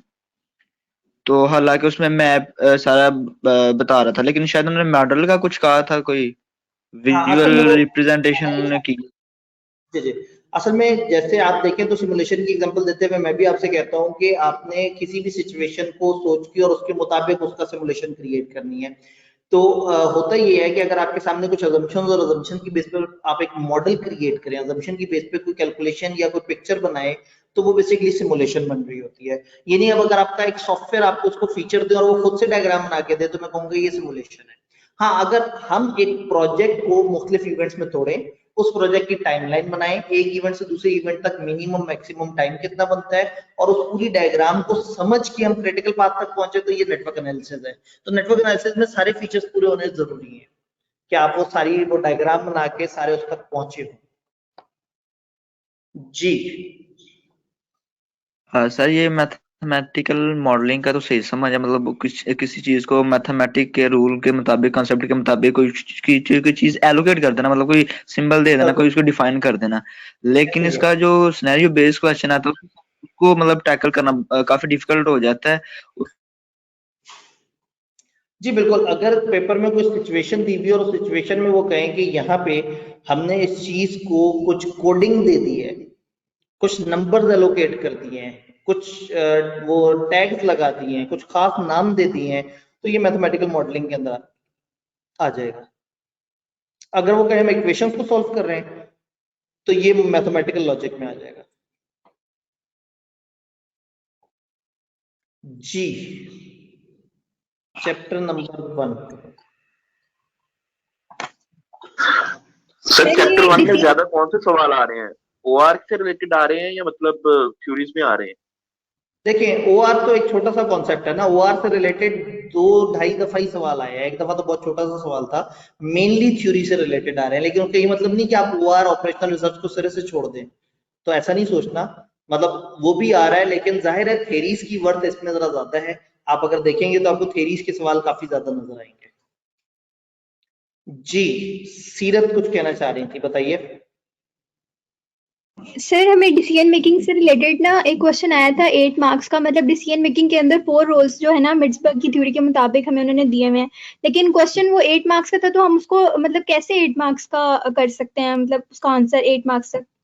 जी बिल्कुल, अब उसमें अगर नंबर ज्यादा का सवाल हो तो फिर अब आपने थोड़ा सा मसाला ऐड करना है, यानी सिर्फ सिचुएशन से रिलेट करना, आइडेंटिफाई करना तो नंबर नहीं देगा। आपने क्या करना है, आपने सबसे पहले कहना है कि डिसीजन मेकिंग में फलाना रोल है मिट्सबर्ग का, उस रोल के ये फीचर है। आपने 3 लाइनें लिखी और एक लाइन की स्पेस छोड़ के कहा हमारे सवाल में मिस्टर मंशा जो है, क्योंकि उसमें ये फीचर पूरे हो रहे हैं तो इसलिए मैं कहूंगा कि वो यहाँ इस रोल में आते हैं। फिर आप आए अगली हेडिंग, आपने कहा ये वाला बंदा, इसमें ये फीचर होते हैं। गिवन सवाल में मिस्टर तलहा चूंकि इन फीचर्स को पूरा कर रहे हैं तो हम उनको यहाँ काउंट करेंगे। तो इससे ये होगा कि आपकी वो थ्योरी रिलेट भी होगी, आप हेडिंग्स भी दे देंगे, आप एक्सप्लेन भी कर देंगे, तो आप फिर मैक्सिमम नंबर कमाने की पोजीशन में आ जाएंगे। Sir thank you. जी जनाब, चैप्टर नंबर 1 में किसी का कोई सवाल? चैप्टर 1 में कोई भी ऑनलाइन यूजर का कोई सवाल? चैप्टर 1 के सवाल ऑनलाइन यूजर्स के एक, चैप्टर 1 के सवाल। सर क्वेश्चन है। जी बताइए सर डिसएमिनेटर में, और मतलब डिसएमिनेटर भी तो सर मतलब विद इन ग्रुप भी काम कर रहा है, विद इन ऑर्गेनाइजेशन ही काम कर रहा है, तो सर इसमें और लाइजन में क्या फर्क है? देखिए, लाइजोन लोगों को कनेक्ट भी करवा रहा है, यानी कि लाइजोन जो है वो एक डिपार्टमेंट को बता रहा है आपका ये काम है, उनसे कहेगा आपकी प्रोडक्शन मेरे पास आएगी तो मैं दूसरों को भेजूंगा, आपको मैं उनसे कनेक्ट करवा दूंगा। तो लाइजोन वाला सबको कनेक्ट करवा रहा है, आपका ये काम, मुझे ये डाटा दो, मैं ये इससे पूछता हूँ उससे पूछूं। डिसएमिनेटर कौन है? एक शायद हेड ऑफिस में बैठा हुआ एक बंदा जिसने पूरी ऑर्गेनाइजेशन को बताना है कि 5 फरवरी को छुट्टी होगी, तो अब उसने जो इन्फॉर्मेशन पूरे पाकिस्तान में डिसएमिनेट करनी है वो डिसएमिनेटर है। तो डिसएमिनेटर के लिए जरूरी नहीं कि वो सबसे कनेक्ट करे, सबको आपस में एक दूसरे से जोड़े, वो वन साइडेड है, वो ऊपर से नीचे की तरफ है, उसने सारी इंफॉर्मेशन फेंक दी। जबकि जो लाइजोन है वो आके मिला, कनेक्ट किया और उसको दूसरे के साथ जोड़ा, तो दोनों में फर्क है। डिसएमिनेटर सिर्फ इंफॉर्मेशन फेंक रहा है। डन है सर। जी, चैप्टर नंबर 1 का लाइव ऑडियंस में से सवाल एक, लाइव ऑडियंस से सवाल 2, नेट नहीं हटा, मैं ऐसे कर रहा हूँ, ऑडियंस से सवाल 3, डन। ठीक है, मैंने पूरा मौका दिया है कि अगर कोई बहुत सुस्त भी हो तो भी सवाल पूछ ले। सामने वाले हजरात, चैप्टर 1 से सवाल, चैप्टर 1 से सवाल, चैप्टर 1 से हमारे पास सवाल आया, जी बताइए। जी, ओआर में क्यूइंग थ्योरी है। अब क्यूइंग थ्योरी क्या कहना चाह रही है? क्यूइंग थ्योरी बेसिकली कतार की थ्योरी है। हर चीज तरतीब में होनी चाहिए। जब भी आपको बहुत ज्यादा प्रॉब्लम्स आए, बहुत सारे काम इकट्ठे करने हो, तो बजाय इसके कि आप सबको इकट्ठा शुरू कर दें, आप सबको कैटेगराइज कर दें, पहले ये काम होगा, फिर ये काम होगा, फिर ये काम होगा। इसकी एग्जांपल, बेस्ट एग्जांपल हम देखते हैं ट्रैफिक सिग्नल, कि अगर सारी ट्रैफिक हर वक्त गुजरना चाह रही है तो सब फंस जाएंगे, तो फिर क्या होगा, पहले आपकी बारी, फिर आपकी बारी, फिर आपकी बारी। एक और बड़ी बेस्ट एग्जांपल होती है, जैसे बैंक के अंदर टोकन सिस्टम होता है। बैंक में अगर सैकड़ों लोग, हर बंदा बिल जमा कराने की कोशिश करेगा तो काम नहीं होगा, तो क्या होता है, उनकी कतार बना दी जाती है, टोकन नंबर दे दिए 1 से लेके 1000 तक, तो जिसके पास 1 नंबर टोकन है वो सबसे पहले जाएगा, जिसके पास 2 नंबर है, तो ये कतार बन गई। आपने सीक्वेंस बना दिया, सीरीज बना दी कि पहले तुम, फिर तुम, फिर तुम, फिर तुम। इससे ना झगड़ा होगा, ना मसले होंगे, और मैनेजमेंट ज्यादा बेहतर हो जाएगी। जी, नेटवर्क एनालिसिस काफी मिलता जुलता है। मैं इसमें आपको रिकमेंड करूंगा कि आप अगर आईकेएम की रिवीजन क्लास का एंड वाला पोर्शन मेरा देख लें, तो मैंने उसमें ये सारी थ्योरीज बताई हैं, यूट्यूब पे आराम से मिल जाती है। आप सर्च कर लें यूट्यूब पे रिवीजन क्लासेस एट आईकेएम कैप 4 की, तो उसके ऊपर ये चैप्टर 1 में मैंने इन सबको अलग अलग डिफरेंशिएट करके समझाया है। जी जनाब, और चैप्टर नंबर 2, चैप्टर 2 का मैं हमेशा आपको कहता हूं कि चैप्टर 2 के 2 एरियाज हैं। एक में है पेस्टल अन्यवार डिस्कशन, पॉलिटिकल, इकोनॉमिक, सोशल, फलाना फलाना, जो जो नजर आया किताब को उसमें डाल दिया। और एक पोर्शन कंपटीशन। जिस दिन मैंने पहली दफा सिलेबस देखा था सन 2013-14 में, मैं उस दिन भी इस ओपिनियन पे था कि पेस्टल इतना इंपॉर्टेंट नहीं है जिसपे इतना कुछ लिखा जाए। तो मैं हमेशा स्टूडेंट से कहता था कि पेस्टल वाले को बस ध्यान से पढ़ लो, मेन फोकस करो कंपटीशन पे। गुजरते वक्त ने ये चीज मजीद कंफर्म की और आईकेएप ने सबसे ज्यादा सवाल कंपटीशन से पूछे। चैप्टर 2 देखिए, इन 2 चैप्टर से 25 नंबर पूछने आईकेएप ने ऑन एवरेज, और इसमें चैप्टर 2 के सारे यूनिट से मिला के पिछली 12 अटेम्प्ट्स में गिनती के 2 सवाल, एक दफा 12 नंबर का सवाल, एक दफा 5 नंबर का सवाल, और दोनों सवाल ऐसे थे जो याद करने वाले नहीं थे, जो लॉजिक से हो जाते थे। तो इसका मतलब ये है कि आपने पेस्टल वाले पोर्शन पे बहुत ज्यादा परेशान नहीं होना, छोड़ना भी नहीं है और परेशान भी बहुत ज्यादा नहीं होना, उसको एक बार तेजी से सारे को गो थ्रू करके पढ़ लेना है। जब हम कंपटीशन पे आए तो कंपटीशन के अंदर अलग अलग स्ट्रेटेजीज हैं। यहाँ रट्टे वाला सवाल भी आ सकता है और लॉजिकल भी, क्योंकि जब वो पूरे चैप्टर को छोड़ के यहाँ जाते हैं तो वो लॉजिकल पे थोड़ा सा फोकस करने की कोशिश करते हैं कि वो सिचुएशन दे और सिचुएशन दे के आपसे कहें कि बताओ यहाँ पे बार्गेनिंग पावर सप्लायर ज्यादा है या बार्गेनिंग पावर ऑफ कस्टमर। तो जो भी मॉडल है, खासतौर पे जो 5 फोर्सेज है, उसमें रट्टे वाला सवाल भी आ सकता है कि वो 2 फोर्सेज बता दो, और ये भी सवाल आ सकता है कि ये सिचुएशन है, बताओ कौन सी फोर्स स्ट्रॉन्ग है। तो ऐसे में चैप्टर नंबर 2 को आपने पेस्टल को बहुत तेजी से पढ़ना है और रिमेनिंग उसको, और ऐसे में आप क्लास की मेरी रिकॉर्डिंग देखेंगे तो मैंने पेस्टल के फैक्टर्स को बहुत तेजी से वो किया है, एक्सप्लेन किया है। रिवीजन क्लास में भी आप देखें तो बहुत तेजी से वो जा रहा है।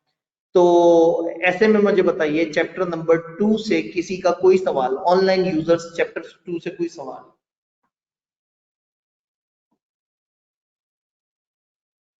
सर मैंने कहना था कि अपना आपका जो टेस्ट हुए थे ना चैप्टर नंबर 1 2 के, उसमें ग्रुप में सोल्यूशन नहीं है, मतलब जो रिवीजन के हुए बाद में रिवीजन में वाले हुए थे उसमें तो सोल्यूशन अवेलेबल थे, पहले वाले के कोई नहीं थे। तो जो 5 फोर्सेस पोर्टर की हैं, वो कहता है कि कोई भी अगर फोर्स डोमिनेंट होगी तो आपकी मतलब प्रॉफिटेबिलिटी कम हो जाएगी, डोमिनेंट नहीं होनी चाहिए। तो आपका एक क्वेश्चन आया हुआ था, उसमें उसने लिखा हुआ था कि एक अकाउंटेंट को हायर किया, उसने देखा है कि उसकी 5 ही मतलब फोर्सेस ही डोमिनेंट है। तो लेकिन ये तो हमें पोजीशन तो नहीं बताती, इसका कंपैरिजन ये होता है कि हम इंडस्ट्री सिलेक्ट करें which one is best for us. तो सही है। वो अब वो कह रहा था कि बताएं कि क्या स्ट्रेटजी मतलब वो अकाउंटेंट दे के ताकि उनके जो प्रॉफिट कम आ रहे हैं उनको ठीक कर सके। तो ये तो स्ट्रेटजी इसको बताती नहीं, मतलब ये तो 5 ही डोमिनेंट थे और पांचों में क्या हम बताएं कि ये तो वो होता है कि इंडस्ट्री सेलेक्ट करने वाला काम होता है इसमें। हाँ नहीं, अब असल में बेसिकली वो सवाल आपको घुमा के आपसे पूछ ही रहा है कि आपने उन 5 फोर्सेस के बारे में थोड़ा सा एक्सप्लेन करना है कि वो क्या होती हैं और उनको अपने लिए बेहतर कैसे बनाया जा सकता है, या उसमें मतलब उसमें कहाँ बेहतरी आ सकती है। तो आप ये बताएंगे कि चूंकि ये 5 फोर्सेज हैं और 5 फोर्सेज यहाँ पे डोमिनेंट हुई हुई हैं तो आपकी प्रॉफिटेबिलिटी खराब हुई हुई है, तो आइडियली आपको इस इंडस्ट्री में घुसना ही नहीं चाहिए।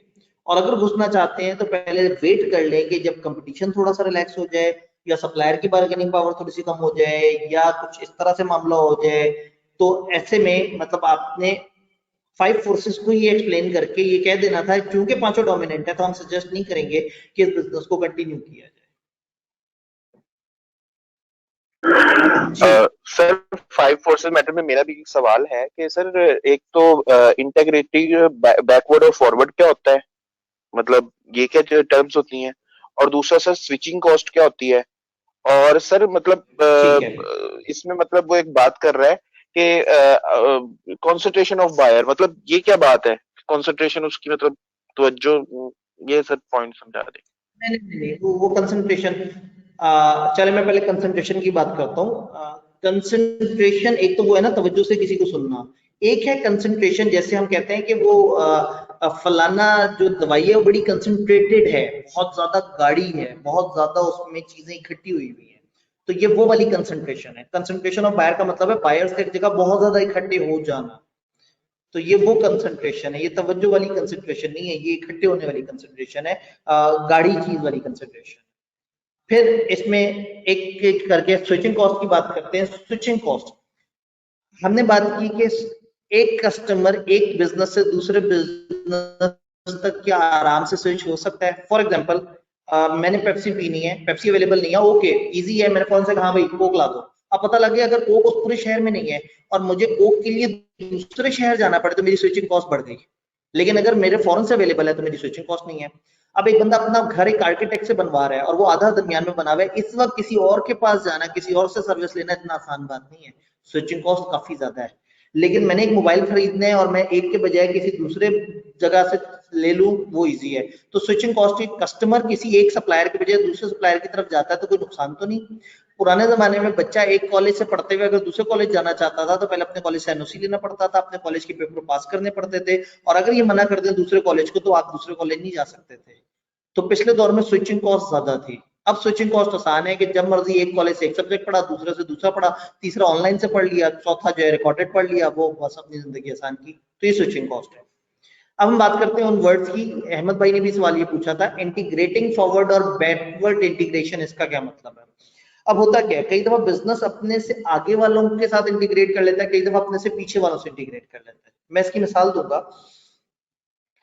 एक गाड़ी बनाने वाली कंपनी गाड़ी बनाती है और कुछ शोरूम वालों को गाड़ी बेच देती है कि आप लोग इसे बेचो। तो वो जो शोरूम वाले इससे गाड़ी खरीद रहे हैं वो उसके कस्टमर है। अब अगर कल को यही कंपनी आगे बढ़ के अपना शोरूम खुद लॉन्च कर दे तो मैं कहूंगा फॉरवर्ड इंटीग्रेशन कर लिया, आप अपने से अगले स्टेप पे चले गए, अगले स्टेप को आपने अपने साथ जोड़ लिया। तो अगर आप अपने कस्टमर को खा जाए और आप खुद अपने कस्टमर बन जाए, यानी आप ही गाड़ी के मैन्युफैक्चरर और आप ही गाड़ी के सप्लायर हैं, आप ही गाड़ी को शोरूम पे बेच रहे हैं, तो आपने फॉरवर्ड इंटीग्रेशन किया। अच्छा, बैकवर्ड इंटीग्रेशन कैसे हो सकती है? एक कंपनी है जो कि बाहर बैठ के पार्ट्स बनाती है और वहां से पाकिस्तान एक्सपोर्ट करती है गाड़ियों के पार्ट, और आपकी कंपनी बने बनाए पार्ट्स इंपोर्ट करके आगे से उनको असेंबल करके गाड़ी बनाती है। अब अगर आप गाड़ी के पार्ट्स खुद ही से इंपोर्ट करना शुरू कर दें या दूसरे मुल्क में अपना गाड़ी के पार्ट्स बनाने का यूनिट बना ले और वहां से आपके पास आए, तो बेसिकली आपने बैकवर्ड इंटीग्रेशन कर ली। मैं एजुकेशन सेक्टर में इसको ऐसे बात करूंगा कि जैसे अगर एक कॉलेज मैट्रिक तक पढ़ाता है और उसके बाद वो बच्चों को आगे भेज देता है, अगर वो एफएससी भी बीच में शामिल कर ले तो इसका मतलब उसने आगे इंटीग्रेशन कर ली। बैकवर्ड इंटीग्रेशन ऐसे है कि अगर वो 8वीं 7वीं की क्लासेस दे दे तो बैकवर्ड इंटीग्रेशन। तो जब भी एक बिजनेस अपने से अगली स्टेज को एक्वायर कर ले तो वो फॉरवर्ड इंटीग्रेशन होता है, अपने से पिछली स्टेज पे चला जाए तो उसको बैकवर्ड इंटीग्रेशन कहते हैं। तो जब आप अपने सप्लायर को खा जाते हैं, आप खुद अपने सप्लायर बन जाते हैं, तो आप बैकवर्ड इंटीग्रेशन कर रहे होते हैं। जब आप अपने कस्टमर को खा जाते हैं तो आप फॉरवर्ड इंटीग्रेशन कर रहे होते हैं। जी जनाब। तो सर इस टॉपिक में ये कैसे है, मतलब ये एज ए थ्रेट कैसे है? ये थ्रेट है ना, देखिए अब बात ये है कि एक सप्लायर जो है, मतलब मेरा एक कस्टमर मुझे तंग कर रहा है। अब वो कस्टमर कौन है? शोरूम वाला अपने सप्लायर को तंग कर रहा है। तो अगर सप्लायर इतना तगड़ा है कि उसके पास ये बार्गेनिंग पावर है कि वो फॉरवर्ड इंटीग्रेशन कर सकता है, तो वो जो कस्टमर है वो इतना एक्सप्लॉइट नहीं करेगा।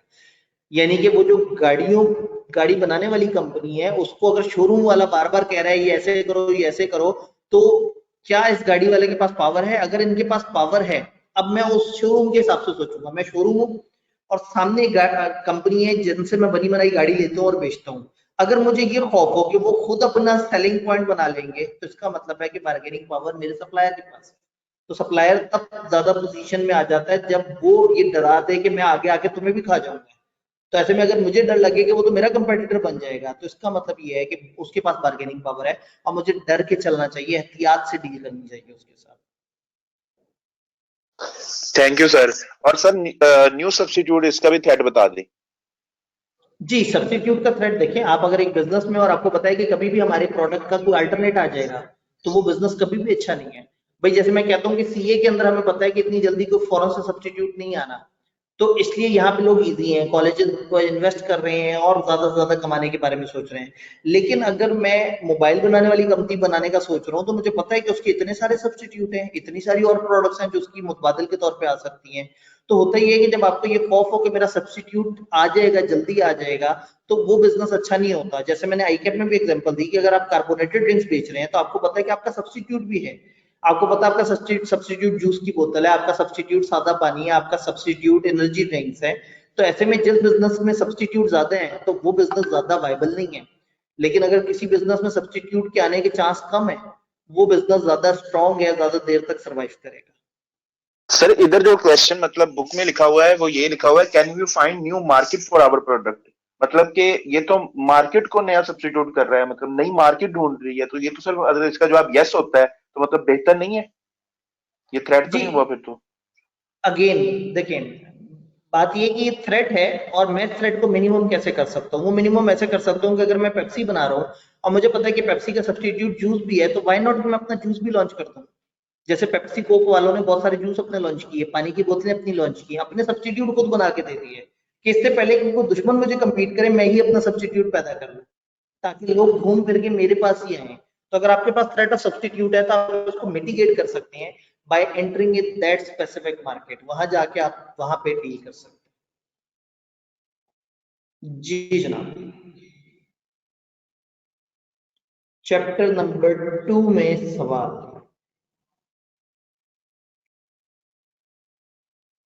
Sir chapter number sir value chain analysis में प्रोक्योरमेंट मतलब दो बार है एक तो इनबाउंड लॉजिस्टिक्स में भी आता है मतलब परचेजिंग, और दूसरा ठीक है। स्पोर्ट एक्टिविटी में भी है। दोनों में सर ये तो मतलब कैसे कैसे आ रहा है? देखिए, जो प्रोक्योरमेंट है उसका सिंपल मतलब है बाइंग। मतलब अच्छी बाइंग करेंगे, बल्क में बाय करेंगे, सस्ता खरीदेंगे, अच्छा खरीदेंगे तो आपको बेनिफिट होगा, ये सपोर्ट एक्टिविटी है, ये वाला प्रोक्योरमेंट।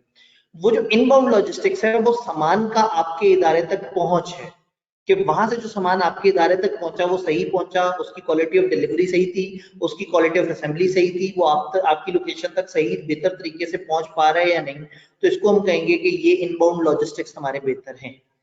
तो प्रोक्योरमेंट एग्जैक्ट बाइंग को कहते हैं और इनबाउंड लॉजिस्टिक्स बाइंग की जगह से अपने इलाके तक, अपनी फैक्ट्री तक चीज को लाने को कहते हैं। और दूसरा सर मेरा अपना मतलब क्वेश्चन था कि मैंने अभी ना पेस्टल नहीं देखा हुआ, मतलब पेस्टल को देखा ही नहीं है कुछ भी। वो जो आपने बस डायग्राम दी थी एक, वो मेरे पास पड़ी हुई है, मैंने यही सोचा, मैंने कहा उसको पढ़ लेना है, बाकी इस सारा टाइम पे फारे करवाऊंगा। इस टाइम पे आप मत देखें, आप पेस्टल को बस समझ लें और ज्यादा गहराई में इस वक्त मत उतरें, क्योंकि आप पेपर में दौड़ते रहते हैं, तो मतलब इस टाइम पे जो है ना वो आपको ज्यादा रिस्क नहीं लेना चाहिए। ठीक है, इधर से एक भाई थैंक ने यू पूछा सर। पेटेंट बैरियर कैसे होंगे। जी, पेटेंट्स मेरे बैरियर नहीं होंगे। अगर मेरा अपना पेटेंट है तो मेरे लिए तो खुशी की बात है, लेकिन किसी और का पेटेंट है, मैं एक दवाई बनाने वाली कंपनी बना रहा हूँ और मैंने एक खास प्रोडक्ट पे दवाई बनानी है और वो दवाई ऑलरेडी किसी ने पेटेंट रजिस्टर करा दिया है, तो जिसने रजिस्टर करा दिया जैसे ही मैं आऊंगा वो फौरन से मुझे कहेगा ये तो मेरा फार्मूला है, तुम ऐसा काम क्यों कर रहे हो। तो रजिस्टर्ड पेटेंट जो है वो हमें परेशान कर सकते हैं, वो हमारा बैरियर बन सकते हैं, लेकिन जो मेरा अपना रजिस्टर्ड पेटेंट है वो मेरी कंपनी को बेनिफिट देगा, वो मेरे बैरियर नहीं बनेगा। जी। चैप्टर नंबर 2 ऑनलाइन हाजरीन का कोई सवाल। चैप्टर नंबर 2 सर वो एक जनरल क्वेश्चन है, टाइम मैनेजमेंट बताइए। से रिलेटेड है कि सर पेपर में मतलब बीएम के पेपर में क्या ऐसा मसला होता है मतलब कि या कि टाइम मैनेज नहीं हुआ, सवाल रह गया, या ये भी ला वाला है मतलब आधा घंटा पहले फ्री हो जाऊंगा मैं? तकरीबन लॉ जितना तो मजे नहीं है, लेकिन दरमियानी हम कह सकते हैं, क्योंकि 70-80% पेपर आपको ऐसा नजर आ जाता है जो तेजी से हो जाता है, तो इसमें टाइम मैनेजमेंट उतना बड़ा मसला नहीं है जितना बड़ा मसला ऑडिट के पेपर में होता है या किसी न्यूमेरिकल पेपर में होता है। तो इसमें इतना बड़ा मसला नहीं है, लेकिन आई वुड सजेस्ट कि आप मॉक जरूर दें। आप एक मॉक कॉलेज का दें, एक रीसेंट पेपर जो आईकैप का है जो मैंने किताब के एंड पे दिया हुआ था उसको अटेम्प्ट करें। जब आप कम से कम 2 मॉक दे रहे होंगे तो आपकी टाइम मैनेजमेंट भी थोड़ी सी बेहतर होगी, तो प्रैक्टिस करके जाइएगा, ये मेरी सजेशन है। Thank you sir. जी जनाब। तो मैं पूछ रहा था आप लोगों से चैप्टर 2 का अगर किसी का सवाल रहता है। अब्दुल वहाब साहब कुछ कहना चाहते हैं। सर वो मैंने यही कहना था कि वो दोबारा रिपीट कर दीजिएगा कि फिर अकाउंटेंट क्या करेगा, बस ये सजेस्ट करेगा कि वेट करें अनटिल कोई भी जो डोमिनेंट है मतलब कंपोनेंट वो ठीक हो जाए। जी बिल्कुल, अकाउंटेंट जो है वो एक तो उन्हें कहेगा कि ये एक अच्छा बिजनेस नहीं है, आपको चाहिए कि अपना पैसा उठा के किसी और वेंचर में इन्वेस्ट कर दें, या उनसे कहेगा कि इस वक्त डोमिनेंट फैक्टर्स काफी ज्यादा खराब हुए हुए हैं, थोड़ा सा देख लें, जब बेहतर हो तो आपकी प्रॉफिटेबिलिटी बेहतर हो जाएगी। आपने इंडस्ट्री गलत चूज कर ली हुई है। जी जनाब। चैप्टर नंबर 2 का किसी का सवाल है। चैप्टर नंबर 2 का कोई सवाल। एक चैप्टर नंबर वो किस 2 का। जी। थ्रेड का पूछना कोई था। जी बताइए सवाल। थ्रेड का पूछना था कि एक तो उसमें गवर्नमेंट पॉलिसीज हैं और कोई मतलब कोई आ गया मसला आ गया, मतलब कोई रूल रेगुलेशन आ गए, तो सर ये मतलब ये नेसेसरी कोई भी अगर एक्सटर्नल थ्रेड नजर आ रहा हो तो हम इसमें एक क्वेश्चन था कि उसमें आया हुआ था कि थ्रेड आप मतलब बताएं कौन सा और आइडेंटिफाई करें और उसमें एक्सप्लेन करें, तो उसमें एक बार्गेनिंग पावर आ रही थी कस्टमर की, तो ये भी एक थ्रेट है, मतलब इसको भी अगर हम आइडेंटिफाई करके लिखें तो ये भी। जी बिल्कुल आप लिख सकते हैं। मैं आपको एक जनरल रूल का बता देता हूँ। अगर थ्रेड पेपर में आपको ना समझ आ रही हो ना, तो आपने पेस्टल जहन में ले आना है। उस सिनेरियो में इन 6 फैक्टर से रिलेटेड कोई भी सिचुएशन नजर आए, आपने उसे थ्रेट के तौर पे कह देना है। अगर नेगेटिव नजर आए तो थ्रेट होता एक्सटर्नल है और पेस्टल भी एक्सटर्नल होता है, तो यहाँ थ्रेट के अंदर आप एक्सटर्नल पेस्टल के फैक्टर्स में से चीजें लिस्ट डाउन कर सकते हैं। ओके सर, ठीक है जी सर। कॉन्सेप्ट बुक के भी हैं, याद नहीं हो रहा सही तरह से, तो इसलिए क्या करना चाहिए? जहां जहां आपको याद करने का मसला है वहां आपको लिख देना चाहिए, लिख के करना चाहिए। माइंड मैप बनाएं, जैसे मैंने आपसे कहा थ्योरीज का मैप आपके पास है, हैंडआउट्स अब आपके पास हैं हर तरह के, तो उसको यूज करके अपने हैंडआउट्स बनाएं, अपने नोट्स बनाएं तो बहुत अच्छा है। बीएम इतना बड़ा नहीं है कि आपको टाइम लगे, तो जो भी चैप्टर या जो एरिया तंग कर रहा है उसको अपने नीट हैंडआउट्स में लिखें, काफी हद तक अफाका होगा इंशाल्लाह। जी चैप्टर नंबर 2 का कोई सवाल? चैप्टर नंबर 2 का सवाल एक, चैप्टर 2 का सर सवाल। एक बता दें, बस एक बता दें। जी जी बताएं सवाल।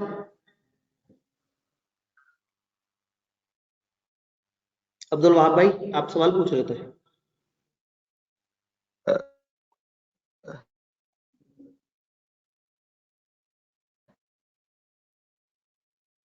अब्दुल वहाब भाई जो है वो शायद खाना खाते खाते सवाल पूछ रहे सर थे। ये वैल्यू एडिशन का तो ये समझ लग गई, मतलब कॉन्सेप्ट के प्राइमरी जो सेकेंडरी जो है इसमें बड़ा वो कहते हैं मतलब उसने कंपेटिटर का, तो ये मसला होता है, तो फिर कैसे अगर वो कह रहा है कि मतलब ऑर्गेनाइजेशन है वो ये सप्लाई करती है तो ये करती है, तो आप बताएं कि वैल्यू ऐड कैसे होगी?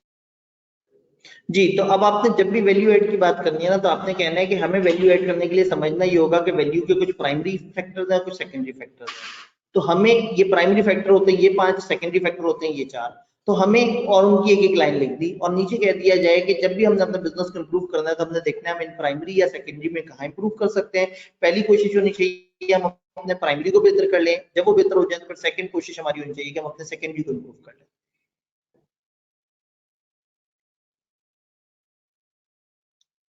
जी जनाब। चैप्टर नंबर 2 का कोई सवाल? एक, चैप्टर नंबर 2 का कोई सवाल? दो, चैप्टर नंबर 2 के किसी सवाल? भाई तीन,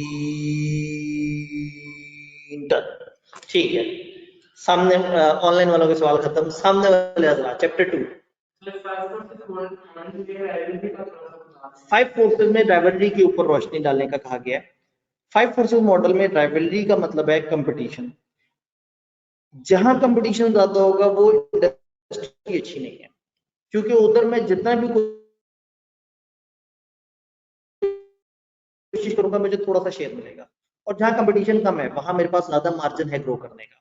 तो जब सारे दुकानदार हो, मतलब बहुत सारे बिजनेसेस हो, उन सबके पास 5-5, 6-6, 7-7% बराबर बराबर शेयर चल रहा हो, आपस में मारा मारी भी बहुत चल रही हो, प्रोडक्ट भी मिलती जुलती हो, कोई बहुत ज्यादा फर्क भी ना हो, आप क्या बेच रहे हैं मैं क्या बेच रहा हूँ एक जैसी, अगर मिलता जुलता माल है, मिलते जुलते सप्लायर है, मिलते जुलते साइज के बिजनेसेस हैं, बहुत सारे बिजनेसेस है और हर किसी के पास थोड़ा सा ही शेयर है, तो मैं कहूंगा राइवलरी बहुत ज्यादा है। ऐसे में मैं जाऊंगा तो मैं उन 25 में एक 26वां बन जाऊंगा और मार्केट का 4-3% लेके मैं कहूंगा लो जी मैंने प्रॉफिट कमा लिया, तो ये एक बहुत मजेदार बात नहीं है।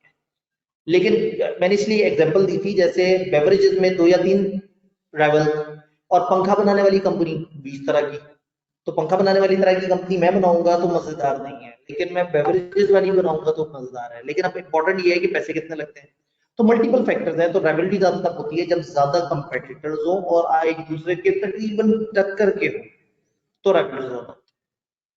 डन। चैप्टर 2 से आपका कोर्स वाला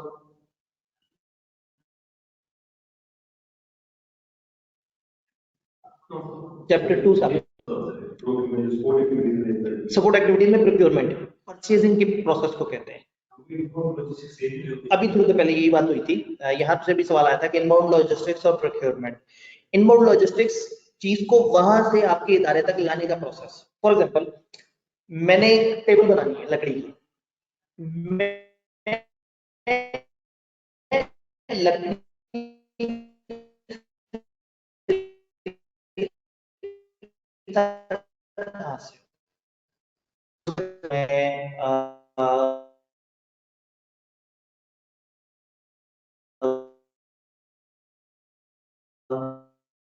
तो इसका मतलब है कि सामने के सारे ऑडियंस के चैप्टर 2 के सवाल खत्म हो गए। तो चैप्टर 2 के सवाल खत्म होते साथ ही ऑनलाइन जो यूजर्स हैं और फिजिकल यूजर्स उनके अल्हम्दुलिल्लाह सारे सवाल आंसर हो गए। और अगेन अगर आप कहेंगे सर मजीद डिस्कशन होनी चाहिए, तो इतनी सारी डिस्कशन जो है वो हमारा रिवीजन क्लास में भी हुई है। रिवीजन क्लास आखिरी दिन को भी आप जरूर अटेंड करें, वहां पे भी बहुत सारी बात हुई है।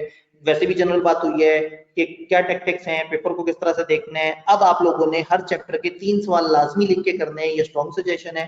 और मॉक मैक्सिमम लोग मॉक दें, जरूर दें, ताकि अच्छे तरीके से तैयारी हो। आप लोगों का बहुत बहुत शुक्रिया, आप लोग अपने अपने मसरूफ वक्त में से टाइम निकाल के आए और आपने हमारी बात सुनी। हमने भी अपने बहुत ही बेले टाइम में से थोड़ा सा टाइम जो है वो निकाल के आपके लिए, मैं फिजिकली आया था खासतौर पे, यहाँ कैंपस खुलवा के बैठा, लेकिन सामने सिर्फ 2 ही हजरात हमें ज्वाइन कर सके प्रॉपर तरीके से, बाकी लोग ऑनलाइन ज्वाइन कर रहे थे। लेकिन चलें कोई बात नहीं, हमने कोशिश की। वही बात है कि हमने गुलशन के तहफ़्फ़ुज़ की कसम खाई है। कोशिश यही है कि इंशाल्लाह अच्छे तरीके से आगे चलें। अगले सेशन का मैं आपको हल्का सा आइडिया दे दूं, अनाउंसमेंट कर दूं।